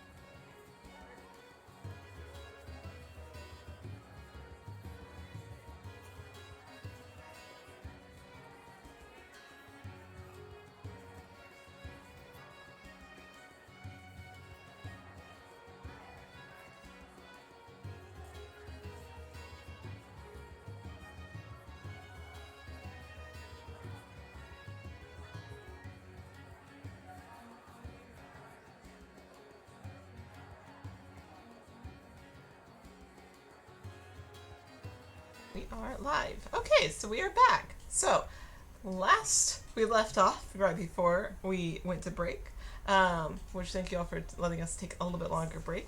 I think we needed that out to get up and do things as well as to roll our initiatives. So, last we left off, we had our lovely furball gal find a sending stone off in the bushes and didn't roll very well on a perception check, as a creature that they have never seen before was standing in the bushes in front of them with a large green eyeball, sharp talons as they were standing kind of crouched down on 4 taloned paws, almost. They're very, very strange creature that you've never seen before. This creature is grayish with spikes covering their back and clawed hands and talons on their back legs. They're hairless, which is strange, with sharp teeth and just a singular eye. You don't see a nose per se. What's your first reaction? Yeah. Nice, okay. It does get a surprise attack because you didn't see it. Yeah. So, what's your AC, actually? 16. 16? Okay, so it is going to... Let me double check and see if it hits. Hold on. Okay. Yay. Okay, so it's gonna make a surprise attack at you, so it's going to try to swipe at you twice with its claws. So, if the first one hits, I don't know about the second yet. And the second one does not. So it is going to strike at you with its claws. And you are going to take 7 points of damage as it catches you just as you reel back. And you pull back, it swipes and gets the side of your arm. The rest of you just hear a small shriek and some rustling in the bushes. You know, as you do. Erin, is your supposed to be doing all right, you think? He's already running over. You're supposed to be. You are met with the same gruesome sight as this creature who's very large in size, not quite as tall as you, but is crouched down, is tried striking at your beloved as it reels back and then lets out a grotesque shriek. Hello. Now you are first up in initiative, and then it's Abby. Hearing both the shriek of the Furborg and then the shriek of whatever that was, Wixney is going to rush over with her quarterstaff in hand, and as soon as she thinks the thing goes, no! And just starts wailing on this thing, like not a second thought, being like,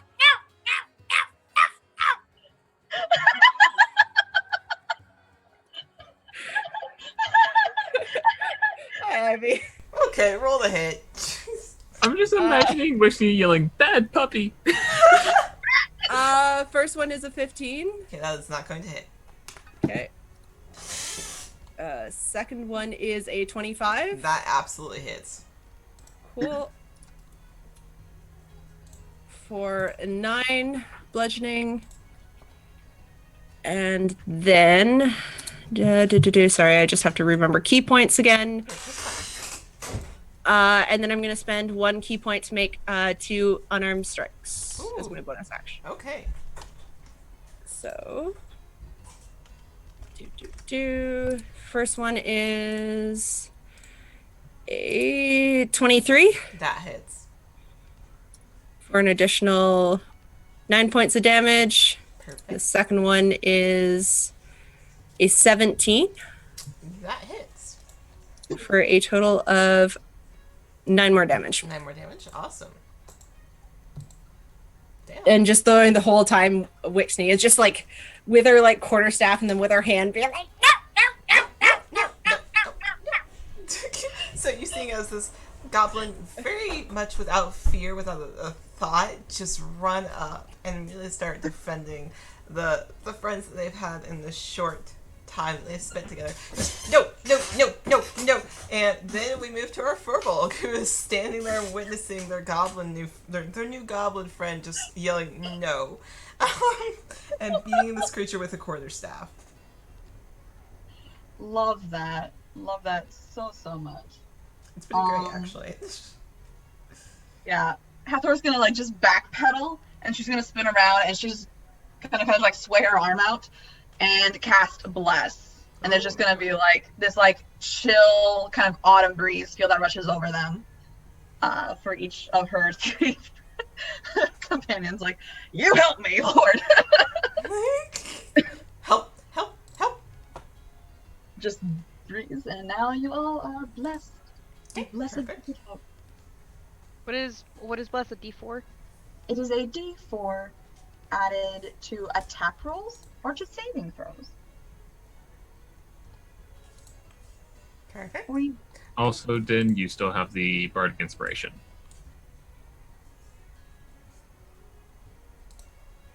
You're just so dang blessed. All right. Is there anything else that you'd like to do? That is all I can do. Okay, great. All right. So you bless your party members as you're like, oh wow, that kind of hurt.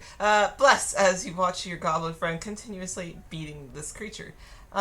Next up is this creature, as it is going to turn its attention to the rest of the party as it looks over, and upset that you've gotten away, is going to attempt to hit you again. It is going to make 2 strikes at you and then a bite attack if it misses. So let's look here. Your AC is 16. The first one misses. The second one hits, and the bite hits. But none of those were nat 20, so you're good on that front. So, Great. so Love one, that. you're going to take 10 points of damage for the slash, Uh-huh. and for the bite, you're going to take another 10 points of damage. So you're going to take 20 points of damage in total.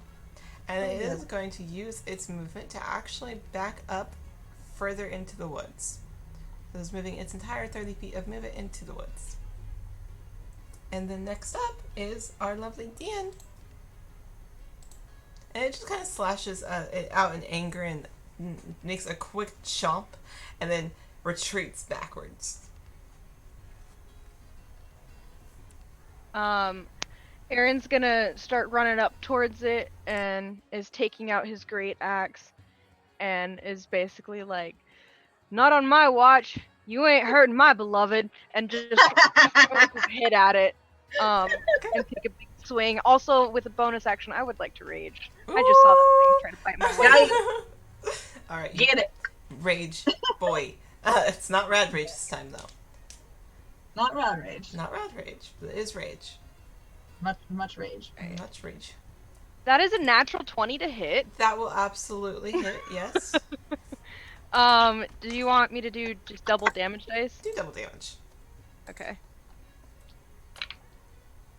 That is going to be that plus is 23 damage total. 23 damage. Nice. Get him. All right. Perfect. So you come. No one hurts my beloved as you just start wailing on this thing as it starts backpedaling and retreating backwards, as it doesn't seem to have been expecting this type of confrontation and was hiding out in the woods with whatever other things may be out here. As you just come up and start wailing on it. It is Melody's turn. So Tanner, what does Melody like to do? Melody was a little bit unaware of what was going on, but then heard like the shrieking and stuff. Yes. So she'll run up and join everyone. See this strange creature, and she's going to cast Dissonant Whispers. Yes, I love that. I'm only going to do it. I'm going to do it at 3rd level. 3rd level. So it needs to make a Wisdom saving throw. Wisdom saving throw. I can do that. And that is an 18.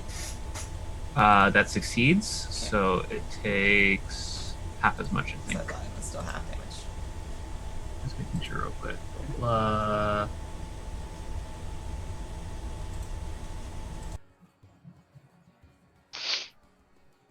Or wait.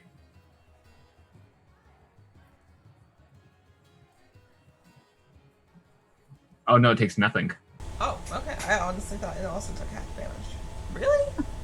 Nothing. Really? Damn. It says on a failed save, it takes 3d6 psychic damage. That's it. Oh, shit. Alright, I thought it Weird. took half damage. Okay. That's all Melody's doing. Okay, so Melody taken a bit aback by the rest of the party, suddenly hearing the shrieking and running over to see what's happening. It's taking you a second to get your bearings as you walk over and see a kind of grotesque creature with just a large eyeball in the center of their forehead. It's not a sight that Melody is very familiar with, so maybe a bit taken aback after you've been adventuring a while, but this is not a creature that you've had to deal with, so you might be running through your thoughts of, okay, cool, what can I do? And then we come to the Actually, top it does of the- take half damage. Oh, it does? Cool, okay, go ahead. I was like rereading it. Sure. Right. The successful save is like 3 lines down. Oh, I hate it when they do that. Okay, cool. Yeah. Roll me back. So half of whatever 5d6 will be. Yeah, because Five isn't Dissonant D6. Whispers if you make a successful, but if they don't succeed, they run away as far as they can. right? Yeah. So they take 24 half to 12. Okay. Psychic damage. Perfect. Okay, so as you are kind of collecting yourself, gathering yourself, you still are a little taken aback by the rest of the party suddenly screeching. You run up. Oh, okay. And you cast the spell. It sort of shakes its head and stumbles backwards and moves further. And then we come to the top of the round. It has now left your immediate melee range, our goblin, as it has now walked backwards. Well, she doesn't care and goes back to smacking it in the face or eyeball, and just like, Chasing after it, just wailing. Okay, roll me attacks, please. Your goal to break Ivy. I'm just, Okay. these characters are so funny. 15. 15 does not hit. 24. That hits. Total of 8 damage. 8 damage. Perfect. And then yeah, I'm gonna flurry of blows again Cool. for 20 dirty Yep. That hits. for 7, and the last one misses.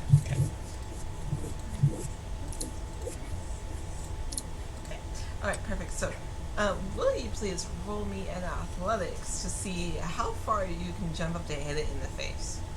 Since you're going to will you please roll me athletics? Great. That's dirty 20. Okay, great. So, you watch as your small green friend, not letting this creature get away with doing any type of damage or harm, runs up, leaps up into the air, and starts whacking it in the eyeball, hitting it as it starts trying to back away from the small green creature as it wasn't expecting to be straight up hit in the eyeball as it just starts watering and it shrieks out again as you continue to hit it. It's a hit. Alright, perfect. Abby, what is your...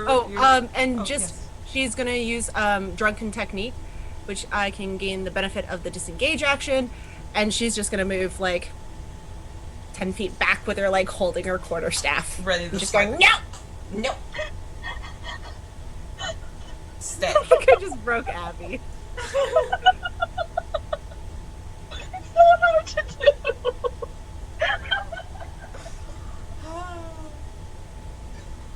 Oh, I love it here. So fun. She's gonna try to go after the eye as well, Hathor, and she's going to try to cast blindness on it. Okay. Alright. It is going to be a Constitution saving throw from the fella. Constitution saving throw? Okay. Constitution saving throw.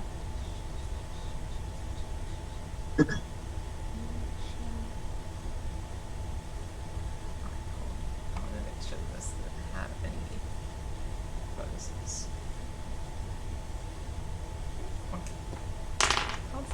Constitution. Constitution. That is going to be a 19. Yeah. Oh well, I gave it a shot. Does it have any other effects?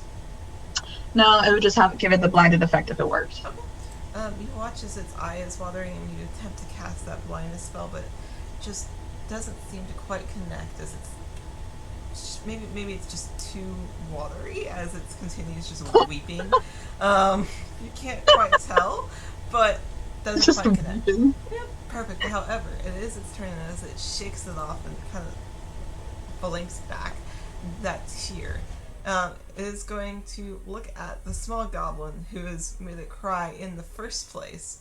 And it is going. Oh, actually, it does. Okay, cool. First, it is going to. So it blinks back that tear. You can see it kind of refocus and recenter itself, and it is going to attempt to use its rotting gaze. So will you please make a Constitution saving throw, Miss Goblin? Rotten Gate sounds really creepy. Oh, dear. That'll be a 21. Okay, cool. So you do I pass. wonder why we had a rotting body. How Yeah, bizarre. I wonder how bizarre. how strange. But however, you do succeed as for a moment you feel nauseated and sick, but the feeling quickly passes over you as you're able to shake it off and refocus your attention on this creature before you. It is going to take a single swipe as it runs up, but is not going to hit as you were. It kind of misinterpreted where you were standing, as you thought you were a little taller since you were able to punch it in the face. And then we move on to Din. I'm gonna step up again and start swinging my great axe, focusing on its eye this time. Okay. Roll me an attack. That's going to be. It's gonna hit because that's 27 to hit. Absolutely hits. And then with damage, that's okay. Plus 16 damage total. 16? Awesome. So you aim for the eye, and it stumbles back as it connects with that hit and falls back a couple of feet with the force of your swing. Is there anything else that you'd like to do? How's it looking right now? It's looking worse for the wearer than when you first started, but it's still standing. Still seems to have some fight left in it. I'm gonna call Frenzy Attack, so my next attack I'll be able to do bonus action Perfect. melee attack. Perfect. Alright. And then we come to Tanner. Melody's real frustrated. Melody's real frustrated. Aww. So she's not wasting a spell, but kind of wasting it Okay. as she's going to cast Steel Wind Strike. Okay. Okay. Great. Cool. Okay. So I'm gonna roll to attack. Okay.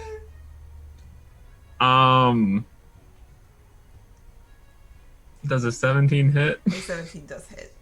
Okay, because I rolled low. A 17 does I'm hit. just lucky I had the. Yeah, Most. good call. Yeah. So it takes 10 worth of damage. Okay. Oh, Wow. I'm using D&D Beyond for this. D10. Yeah. Yeah. Oh. It takes 32 points of force damage as I teleport right next to it. Okay. Okay. Melody is announcing her presence. Melody is announcing. I am here. Melody's the, Melody's upset with how she keeps failing skill checks.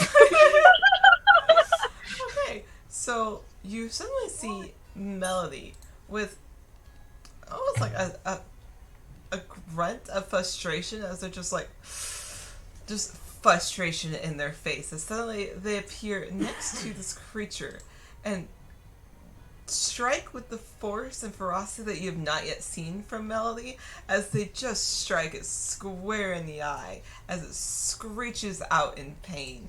It's still standing, but the eye itself is currently just weeping. It was a very good hit. Oh my God. Okay, great. Is there anything else you'd like to do? I'm good. Okay, great! As we come to the top of the rounds.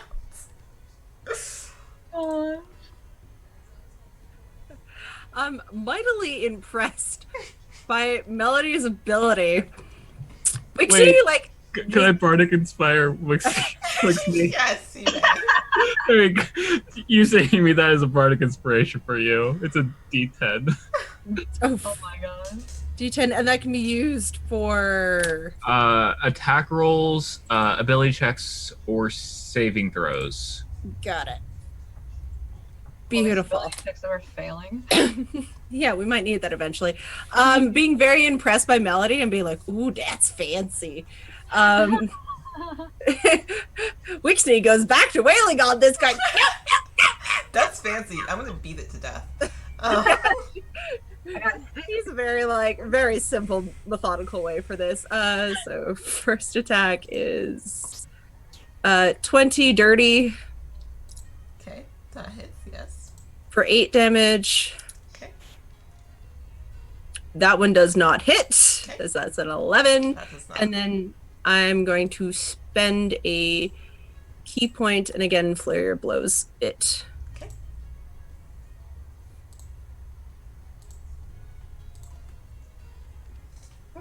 Nope, that doesn't hit. And Add your bardic inspiration. So you have. 15, does that hit? It does not. Okay, I'm gonna use my bardic inspiration on that one. Okay. D10, you said? Yep. Come on. 6, so that's a 21. Yes, that'll hit. Sweet. Feeling very, well, even better. Feeling very inspired. She gets one really good punch in on this. Oh yeah. Just go, Oh. As you for right, 11 okay. points of damage. 11. The battle cry. Okay. It's so good. Oh my god. You just screech out, "No!" as you punch it in the face. As it's just weeping. A little bit of like this eye. Do you want me doing another athletics check to see if I'm... Yeah, go ahead and roll it for me, but I'm gonna give you advantage on it because that's a pretty damn good hit.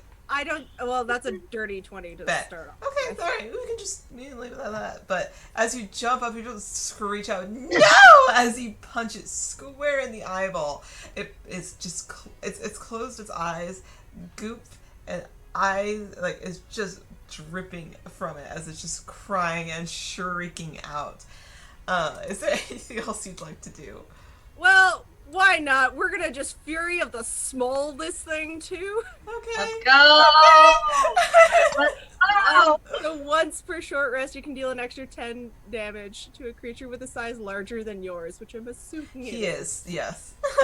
Yep, so that's an extra 10 damage. Okay, great. It's not quite as impressive as Aaron's rage, but, you know, it's Pretty very impressive. Fury of Smallness. No, Fury he's of very much smallness. impressed by this.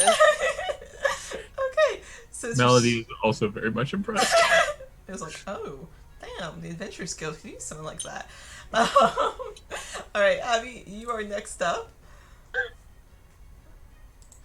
I love it so much. I love it here. I love it here so Welcome to every small character I will ever play. I will not play anything large. I love it here. Including Raven. Mm-hmm. including Raven. Yeah. Yeah, I'll do this episode. That'll be good. Hathor is actually going to drop the bless. Okay. He's going to run up, grab onto it, and cast a vampiric touch. Oh. Trying to siphon the life force back into her body that it stole from her. Okay. Let's see, what is this? Melee spell attack. Cool, cool, cool. Let's see how well that works. Okay. 16? 16 hits. Nice. let's see. So that is going to be I'm so impressed with you all. this poor thing.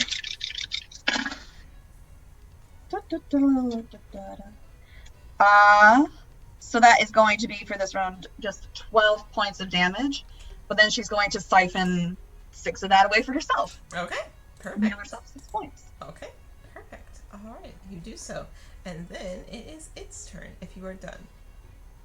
That's what I got. Perfect. Okay. It is bleeding out, it is frustrated, it is crying and shrieking out in pain, and with the ferocity of which it cries out, it's actually going to use an ability that it has certain recharges of. So I am going to need, see, who is currently standing in front of it? I know our goblin, our furbolgs, everybody. Great. Everybody is standing in front of this thing. Cool. I need all of you to make me a dexterity saving throw, please. Dex. Dex. Great. Great. I love Dex. I'm so good at Dex. You're just so good at it. I'm so good at Dex.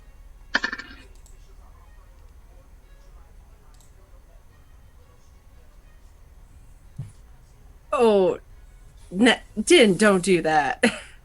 Oh no. So, what do we get? Tell me. 23. Okay, success. 12. 21. 21. Success. Did. 7. Okay, fail. Abby, 14? 14, fails. No.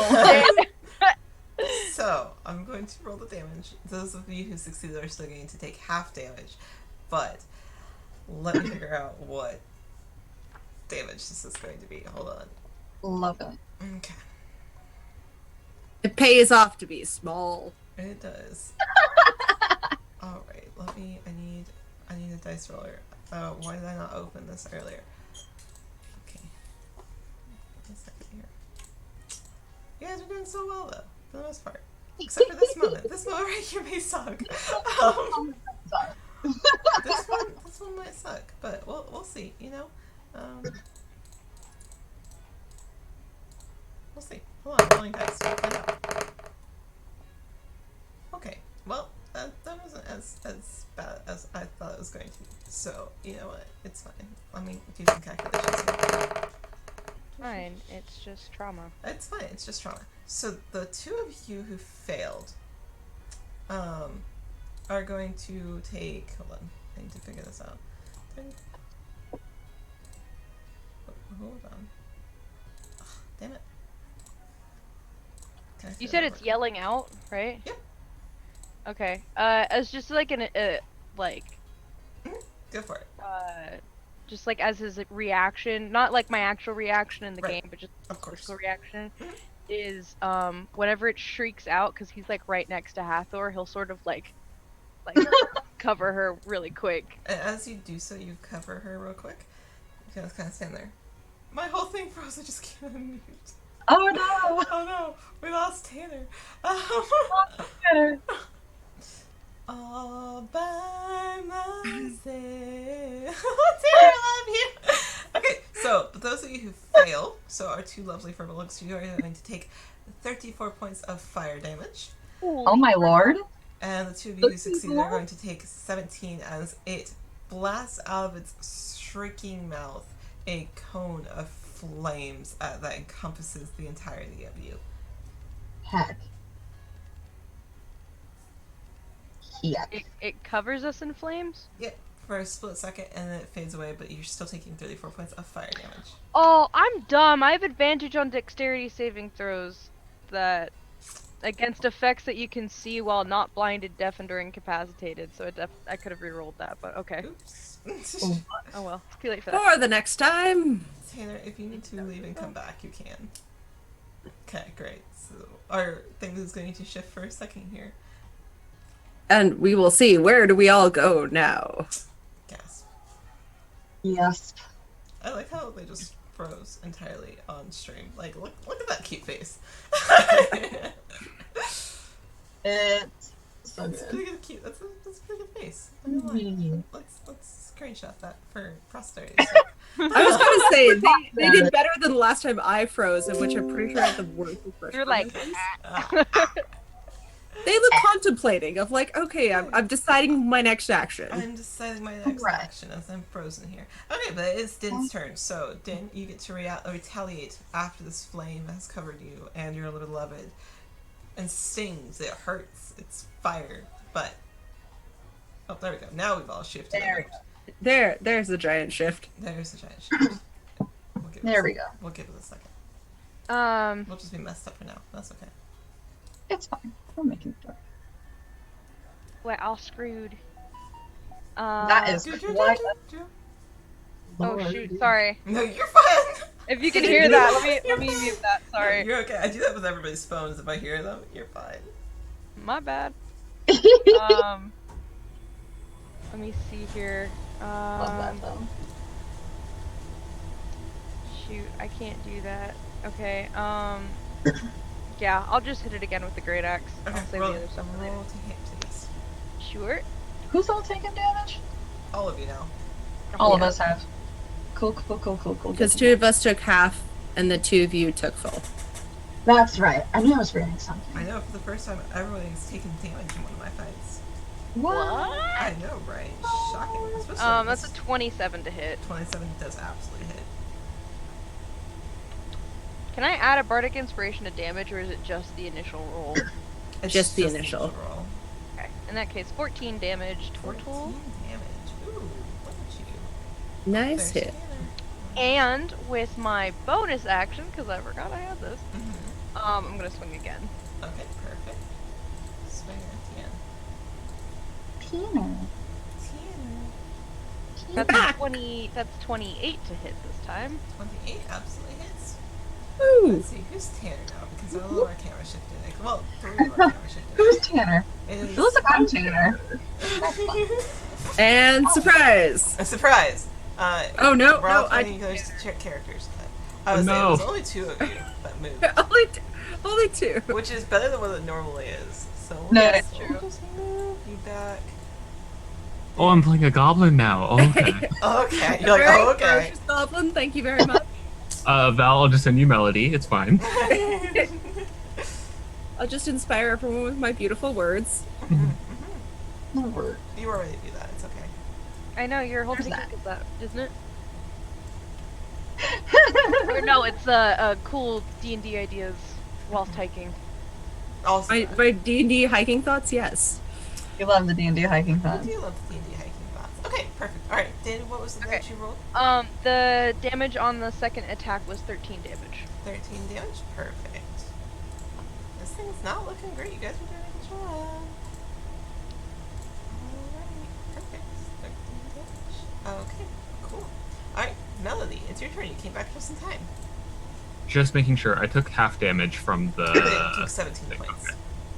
Okay, because my whole thing was frozen. I couldn't change my. You're totally good. 17 points.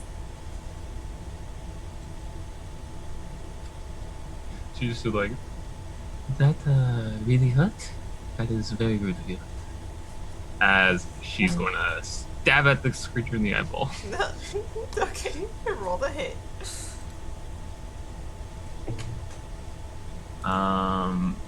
First one's a dirty 20 to hit, Absolutely hits. and the second one is only a 14. Okay, that does not hit, but the first one does. So roll the damage on that first hit.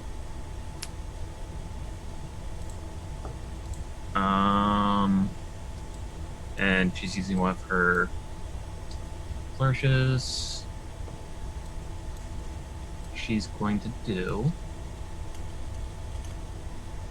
17 points of piercing damage. Nice. 17. Okay, hey Melody, how do you want to do this? Hey. Get It's always the guest. It is Get her. always the guest. Hey, we gotta give him a good experience. it, Mel. I'm assuming Melody just stabs it through the eyeball and then just falls over limp. Like very looks very undramatic at all. unimpressed. So as She's it like, shrieks oh. out, this last attempt to get you to stop attacking it, this last bout of fire and flame, this Furbolg hits it, battering it, and then Melody coming up from the side and just running it straight through the eye, all the way through where you can see the back of this blade poking out the back of its skull as they retract the weapon, and it just falls over limped. The screeching in your ears has finally stopped ringing as it lays there, and you have all successfully killed the Nothic. So, Could you have? as you look around, you see a dead Nothic, and you see one other messenger bag off to the side in some bushes. Aaron is not paying any attention to that. He is first and foremost going over to Hathor and just like holding her face, making sure she's okay. He knows she got bit, so he's just making sure. I'm okay. You check that out. Give me 10 minutes. I can't pray when my face is mushed. I can't pray. My face is mushed. I'm gonna heal us. That's fine. all right. I just have to make sure. It's you know. I love you too, but I can't pray when you smush my face. Okay. We'll give her a kiss on the forehead, and then I'll back off. They are such an adorable couple. Heather's gonna start like praying and trying to do her 10 minutes of prayer of healing to start. Nice shot, by the way. Thank you. Oh, very good. Perfect. You were very impressive when you went, no! Tiny but mighty. I'm ferocious. Yes, you are. Oh my god. I'll pick up the messenger bag. So cute. Okay, you pick up the messenger bag. Mm-hmm. Are you looking inside of it? Yep. Okay, perfect. Inside of this particular bag, you find a couple of very interesting items. As you start searching through it, you find a wand of pyrotechnics.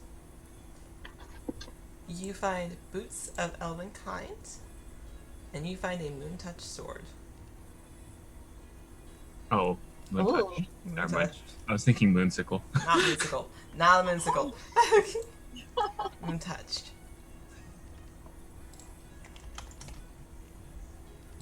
Sending stone with this one. It's in the bag. All right. Can you roll me a history check real quick? Sure, I will do my best. Oh, that's not bad. 14. Okay. You are looking at this bag, and you think back to that person that you saw on the road who had the same bag, but told you they weren't a messenger. Oh, they said they weren't a messenger? I thought they said they were a messenger. They were. Guess you make blonde. Hey, you know that guy that we passed down on the road earlier on? Said don't eat the black pudding. I don't think he was what he said he was. You right? Well, now that I'm thinking back on it, I don't think he mentioned that he was a messenger, but he had one of these messenger bags, and now I'm thinking back onto what we were doing. I don't think we should have left that dude to walk on. Do you think he's still it? Mayhaps. Or perhaps he was afraid we were going to steal from him, because we were asking if he was a messenger from the library, and they send magic items. Good point.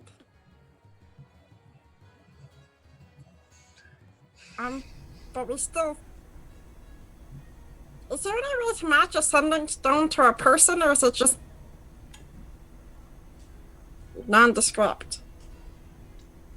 So these ones, as you're looking them over, since you have two of them, these ones are actually have a seal on the back of them that has the Guild of Knowledge's seal on the back. So these ones you can presume have some kind of identification of some sort.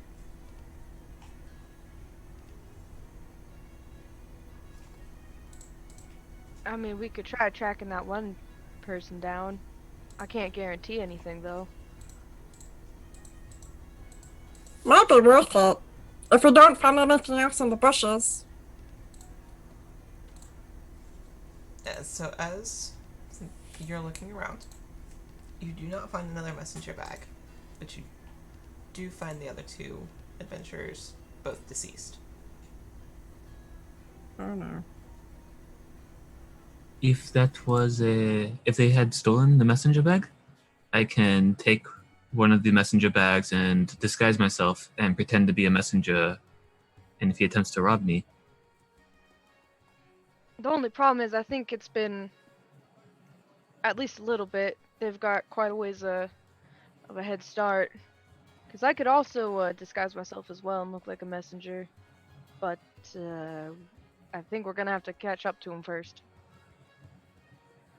well, he was walking. We can run.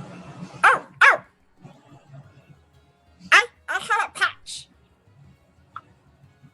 At this point, you Patch? notice that Wixie is wearing a robe that have patches all over it. And Those are very nice patches. she's pointing to one that has a patch of a horse on it. Oh my lord. We can go quick. Or at least two of us maybe can go quick. We might want to get out to the road first, and then we can go quick.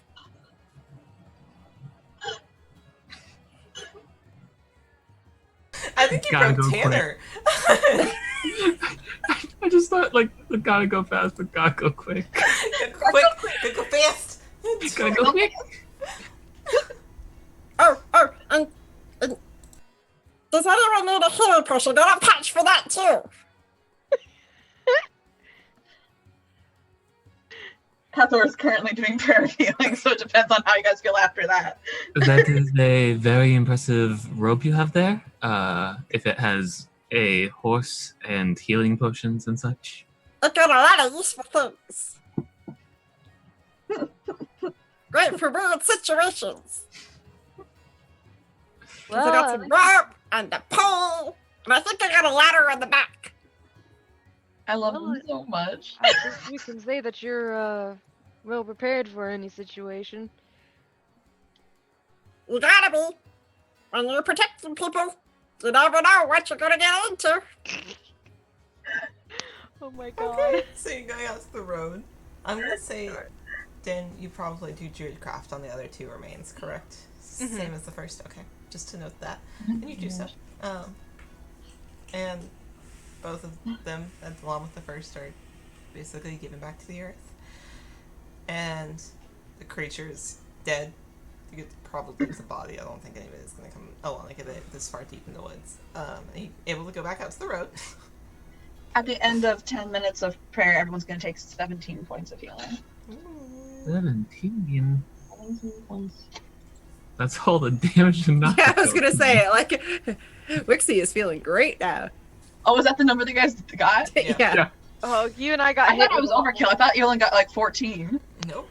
I did a miscalculation. Nope, you did exactly it. So, you get back out to the road. Are you using your patch? You know how to use the horse. We can go fast. I have an idea. I can teleport you and I along the road, and then we could do the horse, so we are at least closer. Okay. That works. I can only take one willing person with me. I'm also fast. I take a lot of steps. Steps really fast. If you want to take big one. Well, how about one tall goes with the quick small, and then another tall goes with melody. Oh, hold on. You guys go first. You all your spell cast, right? Yeah, yeah. Oh, okay. Hold on. At this point, Wixie grabs and she it's a patch that's literally in her pocket. She rips it off, and in her hand, you just see this patch turn into a scroll. Oh You lord. guys- I think this will help. Just in case. Just for trouble. Aaron takes it and opens up the scroll. In your hand, you have a scroll of lightning bolt. Oh my gosh. I want to Nice. know I rolled for that. I That singled is out a nice. couple, like I pulled up a sheet. I was like, okay. Well, it is a 3rd level lightning bolt. Just in case. All right then. Real quick, do we happen to see the elven figure like Oh no. way down the road? Oh, No. No. Okay. That was a while ago. So who's going with me? Well, I mean, Hathor, if you want, I can wild shape into something that might make us get out there a bit faster. Sure. All right. I'm certainly not picky. Let me figure out what I got. Or Really off riding horses. I can go on riding on wild shape. You teleport. Cause me small. Yes. Let me get the stats up for this one. Okay, so Hathor, it Transportation is is so you hard, and I. guys. All right. I'm gonna do one of my wild shapes, and I will wild shape into a war horse because they've got good speed. Yes, I do.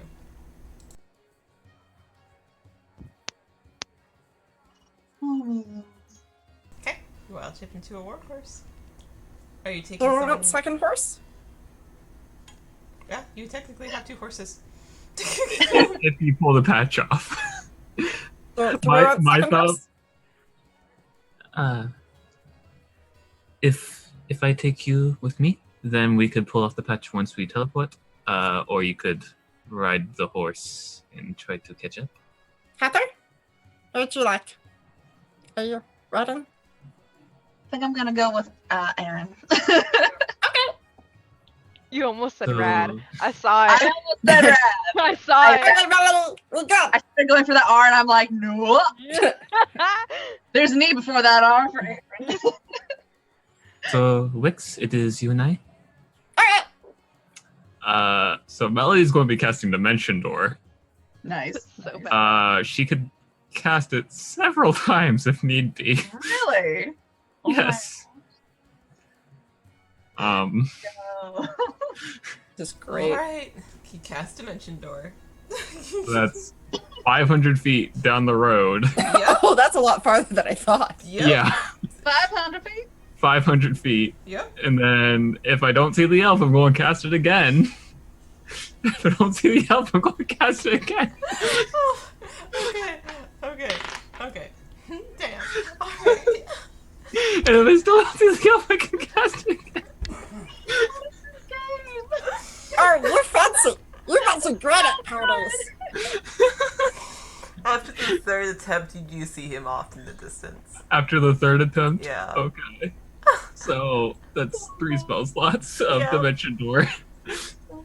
Okay. After the 3rd attempt, you do see him off in the distance. He doesn't seem to be like in a hurry or in a rush or anything. Like he doesn't seem to be running. Like he's just walking.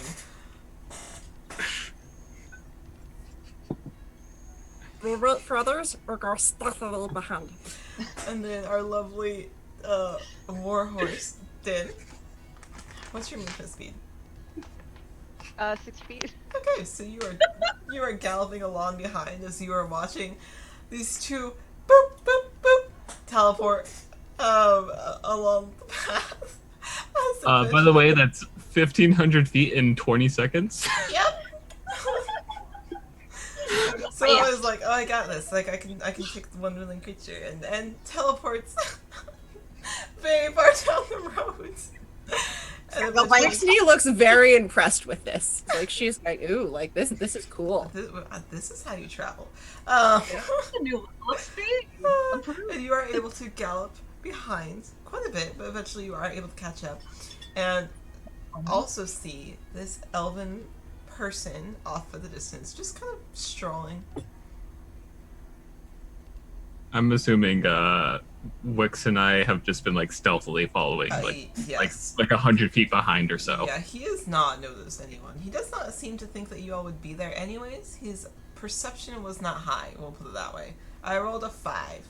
Okay, if that's the case, I have a thing that I kind of want to line up, and I guess it sort of stacks. Okay.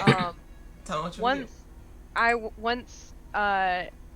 almost did it again. Once Aaron sees the person, once they start getting in towards like 30 feet of them, he'll switch out of wild shape, cast another wild shape, but instead of wild shape, he's actually going to be summoning his wildfire spirit Okay. right in front of this person, Okay. and they need to make a dex saving throw once it's seen. He rolled a 2. Yeah, no, that doesn't. He takes 2d6 fire damage. Okay.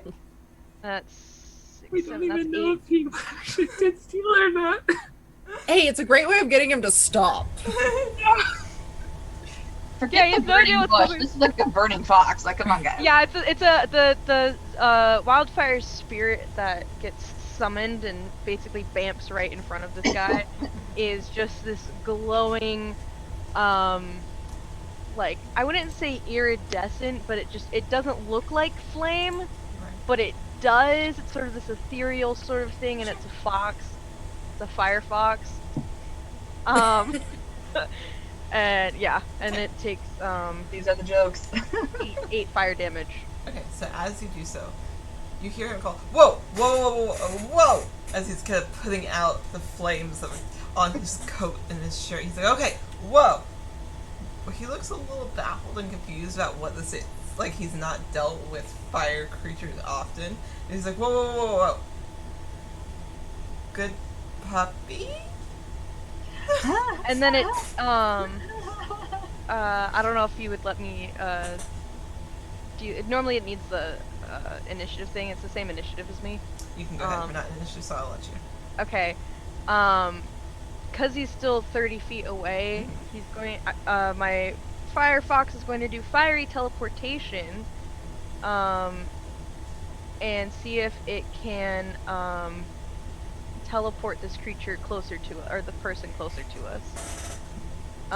Again, it needs to make a dex saving throw. Okay. You rolled a 1. Yeah, no, okay, so 1, he gets teleported, and 2, upon teleportation, and when he lands, he takes another 1d6 plus 4 fire damage. Oh, buddy. So this is 5. You know I how rolled- Zariel can't roll well with Talus? This poor guy can't roll well against this fox. So he's just getting beaten to hell I by have this not little rolled this fire low fox. all night. Take my- Give the bad ability checks now. We So all. now he's within 15 feet of all of us, and is on the hot seat, quite literally. His hand, he's put himself, he's like, oh my god! Oh, whoa, whoa! As he puts himself out, it was like, what?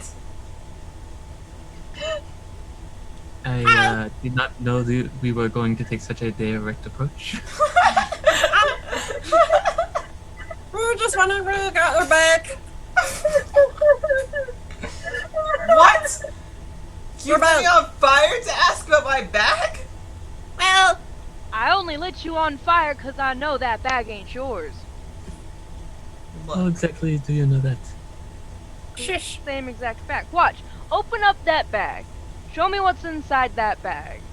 And if there's not the things that we think that are in there, honestly, I think that I know that are in there.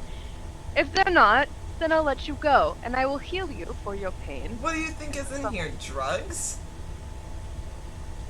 If it was drugs, then I would just beat you upside the head. I don't even But no. know any of you. Exactly. Hello, my name is Melody. It is a pleasure. Melody, not the time. Not the time. Hi? Why don't you open up that bag and show us what's inside?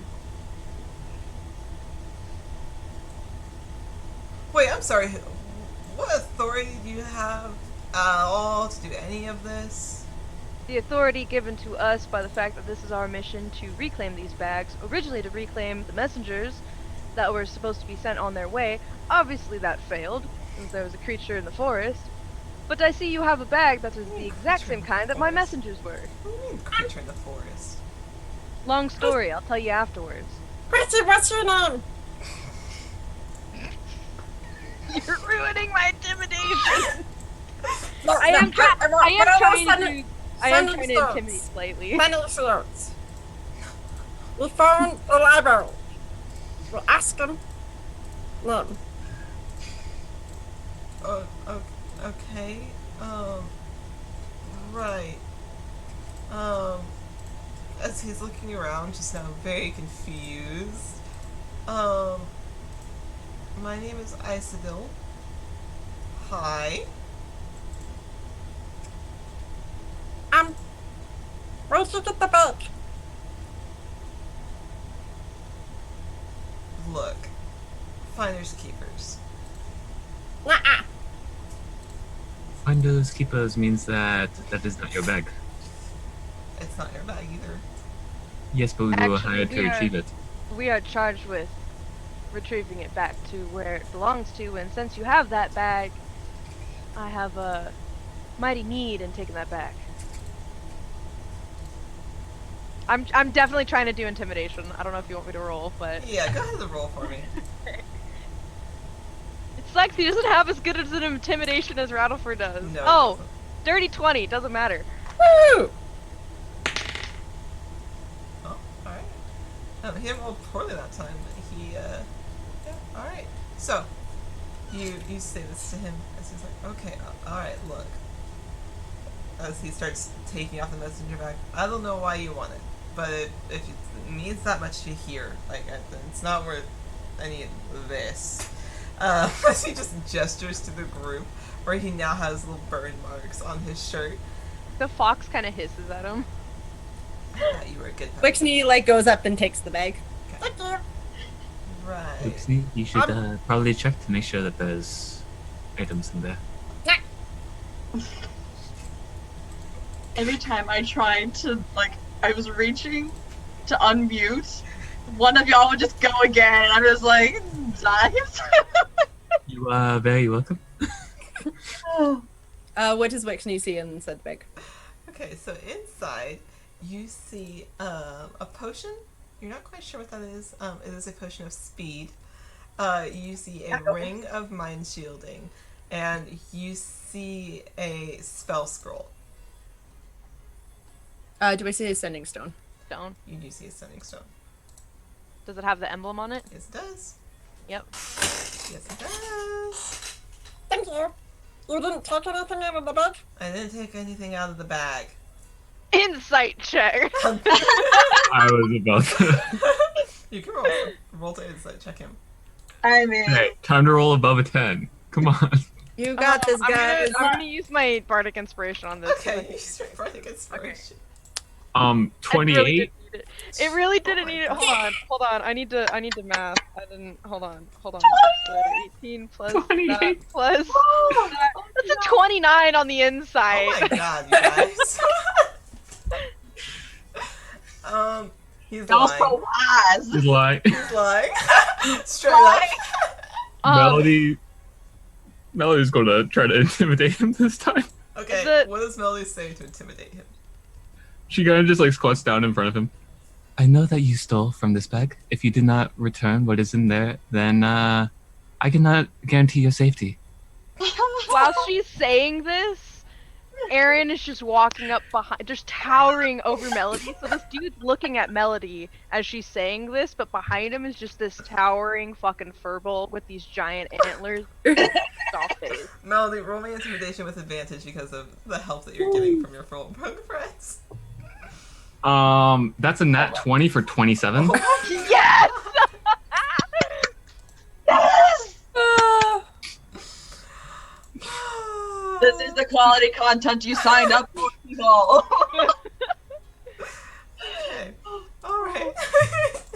This is my favorite one shot, I think. Oh, God. I love how I did roll above a 10 for a while. And now, all of a Thought it sudden- wouldn't count. No, it counts. Okay. You watch as he reaches up, as he puts his hands up, and just take a ring off of his finger and hand it over. Okay. Alright, there. I took one Is that down. all? Yes, that's all. Sure. Insight check.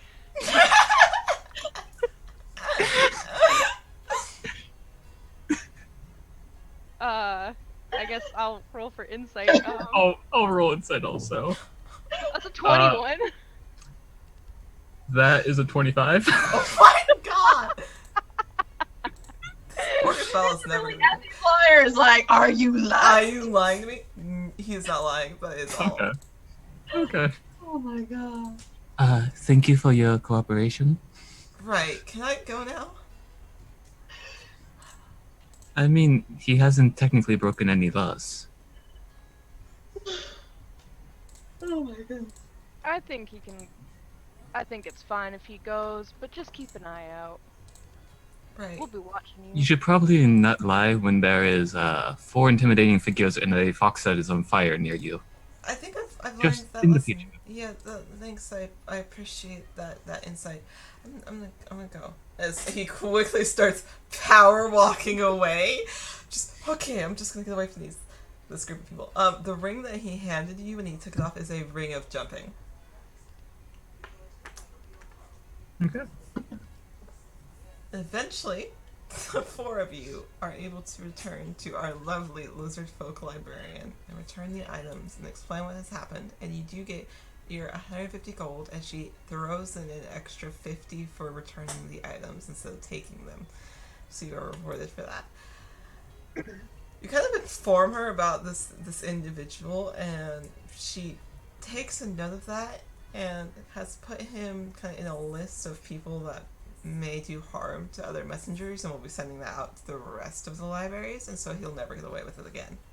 The watch list. The watch list. And she thanks you for your help, but all 4 of you have successfully returned the magical items and defeated the the creature and shooken down an elf. His library card is like permanently Oh revoked yeah, at he's this point. no more books for No him. more books. Perfect. You all were wonderful and very successful. I love this. Thank you for playing in this random one shot that I threw together. It's so good. So It's good, awesome. Ivy. The most ridiculous mess. These So one shots would not be as fun without amazing players like yourselves, so I appreciate it very much. But But what about the amazing DM that is you? that Yup. no. Yup. No. Yup. Don't turn this back on me. Standing true. Wait. Ivy, Um, Ivy's the best. the lizard folk will allow you to pick one magical item of all of the things that you received. So you can pick one and add it to your inventory for these characters. I don't remember what they were. I will send you a list later. I wrote them down. Yeah, I was also panic time. You can decide later. But that is all for our very random, messy, and wild one shot for tonight. We hopefully will be back in 2 weeks, hopefully, with a full cast again. Tanner, thank you for joining this random one shot. I appreciate It was you jumping fun. in. Thank you very much. Love Melody. Well, Melody actually is canon in the world of the rectification. She was last located in the city of Hillman. Ah. Yeah, Just fairly close to Hillman, the you guitar. which is fairly close. How bizarre. So bizarre. What's the matter, Din, Din? Din, you're amazing. I love it. What's the matter, Din? The map. All of them. Look at them. So, if you It's want on to the see map, Melody I swear. at some point, she will be back, I'm sure, because we do adore the wonderful, lovely Tanner, who you can find over on the Library of Lost Tales, DMing their own homebrew campaign, which, like they had said earlier, they just killed a god in front of one of their Yeah. followers. It was fine. One of the characters is like, "Hey, I'm going to cast Scrying." I'm like, "Okay, you get to watch as your god dies." It was great. It was a good time. Yeah. So, anyways, we'll be back hopefully in 2 weeks, and we'll see you then. Thank you all for watching. Bye. Bye.